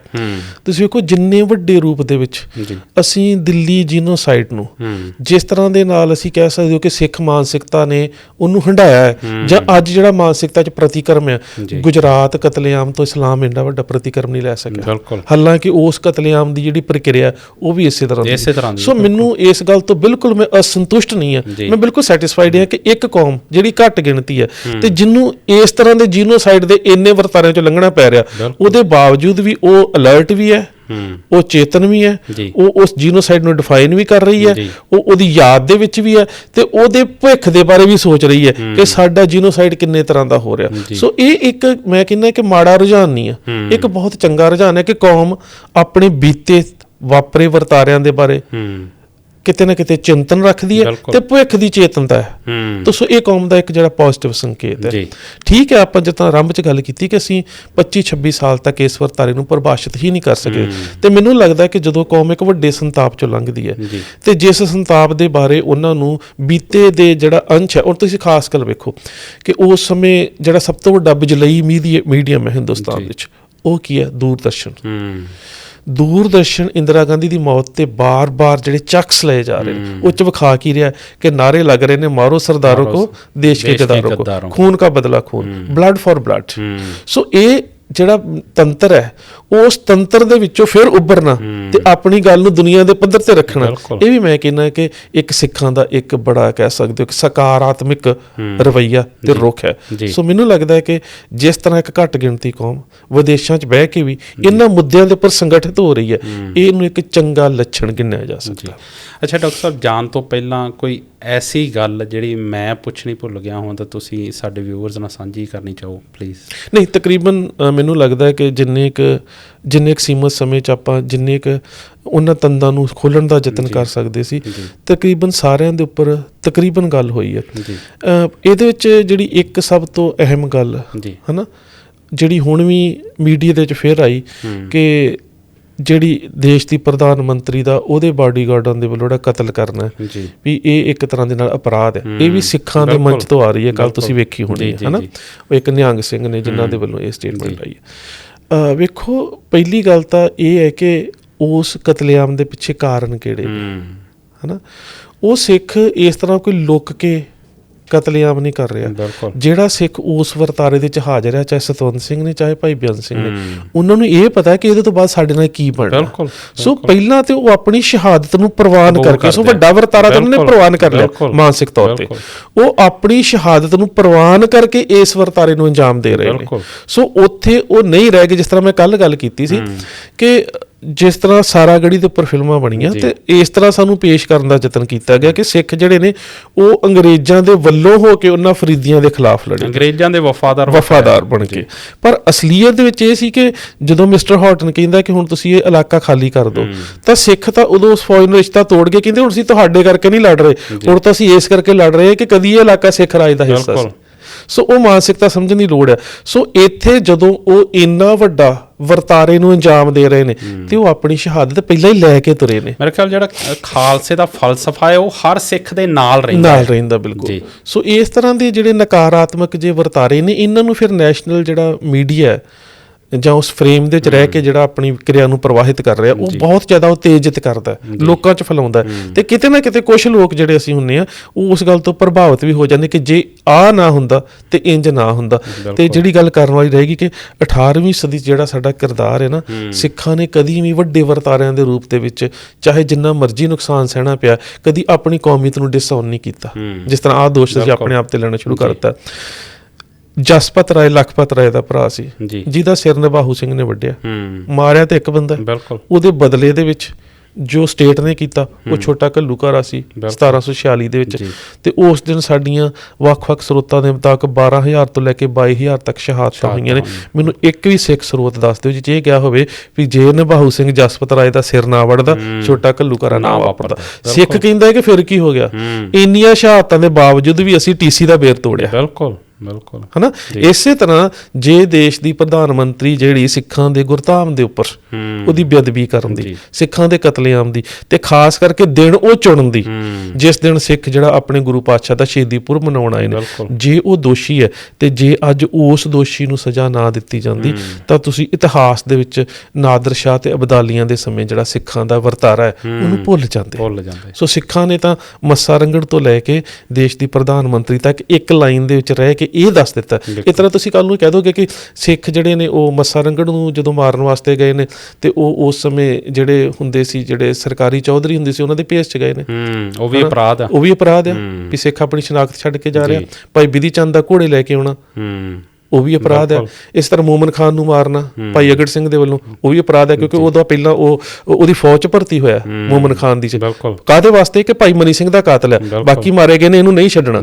ਉਹਦਾ ਨਿਸ਼ਾਨਾ ਇਹ ਹੈ। ਸੋ ਉਸ ਨਿਸ਼ਾਨੇ ਦੀ ਪੂਰਤੀ ਦੇ ਵਾਸਤੇ ਜੇ ਉਹਨੇ ਜਿਹੜਾ ਰਾਹ ਅਪਣਾਇਆ, ਤੁਸੀਂ ਉਸ ਅਪਰਾਧ ਨੂੰ, ਉਸ ਰਸਤੇ ਨੂੰ ਜਾਂ ਜਿਹੜਾ ਉਹਦਾ ਅਪਣਾਇਆ ਗਿਆ ਤਰੀਕਾ 'ਚ ਡਿਸਓਨ ਨਹੀਂ ਕਰ ਸਕਦੇ। ਸੋ ਇਹ ਜਿਹੜੇ ਵਰਤਾਰੇ ਇਸ ਤਰ੍ਹਾਂ ਦੇ ਹਰ ਸਾਲ ਜਨਮ ਲੈ ਰਹੇ ਨੇ। ਜਦੋਂ ਵੀ ਨਵੰਬਰ 84 ਆਉਂਦਾ, ਜਦੋਂ ਸਿੱਖਾਂ ਦਾ ਵੱਡਾ ਵਰਗ ਇੱਕ ਸੰਤਾਪ 'ਚੋਂ ਲੰਘ ਰਿਹਾ ਹੁੰਦਾ, ਉਦੋਂ ਕੁਝ ਨਾ ਕੁਝ ਇਵੇਂ ਦੀਆਂ ਅਸੀਂ ਕਹਿੰਦੇ ਕਿ ਕਣਕ 'ਚ ਕਾਂ ਗਿਆਰੀਆਂ ਹੁੰਦੀਆਂ ਨੇ, ਉਹ ਇਵੇਂ ਦੀਆਂ ਇਸ ਤਰ੍ਹਾਂ ਦੇ ਸ਼ਬਦਾਂ ਦੇ ਨਾਲ ਸਿੱਖਾਂ ਦੇ ਜ਼ਖਮਾਂ ਤੇ ਲੂਣ ਜ਼ਰੂਰ ਛਿੜਕਦੀਆਂ ਨੇ। ਪਰ ਫਿਰ ਵੀ ਕੌਮ ਦੇ 'ਚ ਇੰਨੀ ਕੁ ਚੇਤਨਤਾ, ਇਹ ਸੰਤੁਸ਼ਟੀ ਹੈ ਕਿ ਅੱਜ ਦਾ ਨੌਜਵਾਨ ਇਹਨਾਂ ਵਰਤਾਰਿਆਂ ਦੇ ਵਿੱਚੋਂ ਉੱਭਰਨ ਦੀ ਸਮਰੱਥਾ ਰੱਖਦਾ। ਬਿਲਕੁਲ। ਸੋ ਡਾਕਟਰ ਸਾਹਿਬ, ਬਹੁਤ ਹੀ ਜ਼ਿਆਦਾ ਮੈਨੂੰ ਖੁਸ਼ੀ ਹੋ ਰਹੀ ਕਿ ਮੈਂ ਤੁਹਾਡੇ ਨਾਲ ਅੱਜ ਸਾਂਝ ਪਾ ਸਕਿਆ, ਅਤੇ ਤੁਹਾਡਾ ਬਹੁਤ ਬਹੁਤ ਧੰਨਵਾਦ। ਕਿਉਂਕਿ ਜਿੱਦਾਂ ਆਪਾਂ ਗੱਲ ਕੀਤੀ ਕਿ ਇਸ ਪੀੜ ਨੂੰ ਲਫ਼ਜ਼ਾਂ 'ਚ ਬਿਆਨ ਕਰਨਾ, ਉਹ ਮੈਨੂੰ ਲੱਗਦਾ ਕਿ ਤੁਹਾਡੇ ਤੋਂ ਬਿਹਤਰ ਕੋਈ ਨਹੀਂ ਕਰ ਸਕਦਾ। ਕਿਉਂਕਿ ਸਾਡੀ ਆਉਣ ਵਾਲੀ ਪੀੜ੍ਹੀ ਨੂੰ ਜਦੋਂ ਜੈਨੋਸਾਈਡ ਹੁੰਦਾ, ਉਹਦੇ ਪਿੱਛੇ ਉਹ ਜਿਹੜੀ ਸਾਡੇ ਭਵਿੱਖ ਨਾਲ ਵੀ ਆ ਕੇ ਜੁੜਦਾ ਹਮੇਸ਼ਾ, ਅਤੇ ਸਾਡੇ ਜਿਹੜਾ ਪਾਸਟ ਆ ਉਹਦੇ ਨਾਲ ਵੀ ਉਹਦੀਆਂ ਤੰਦਾਂ ਜੁੜੀਆਂ ਹੁੰਦੀਆਂ।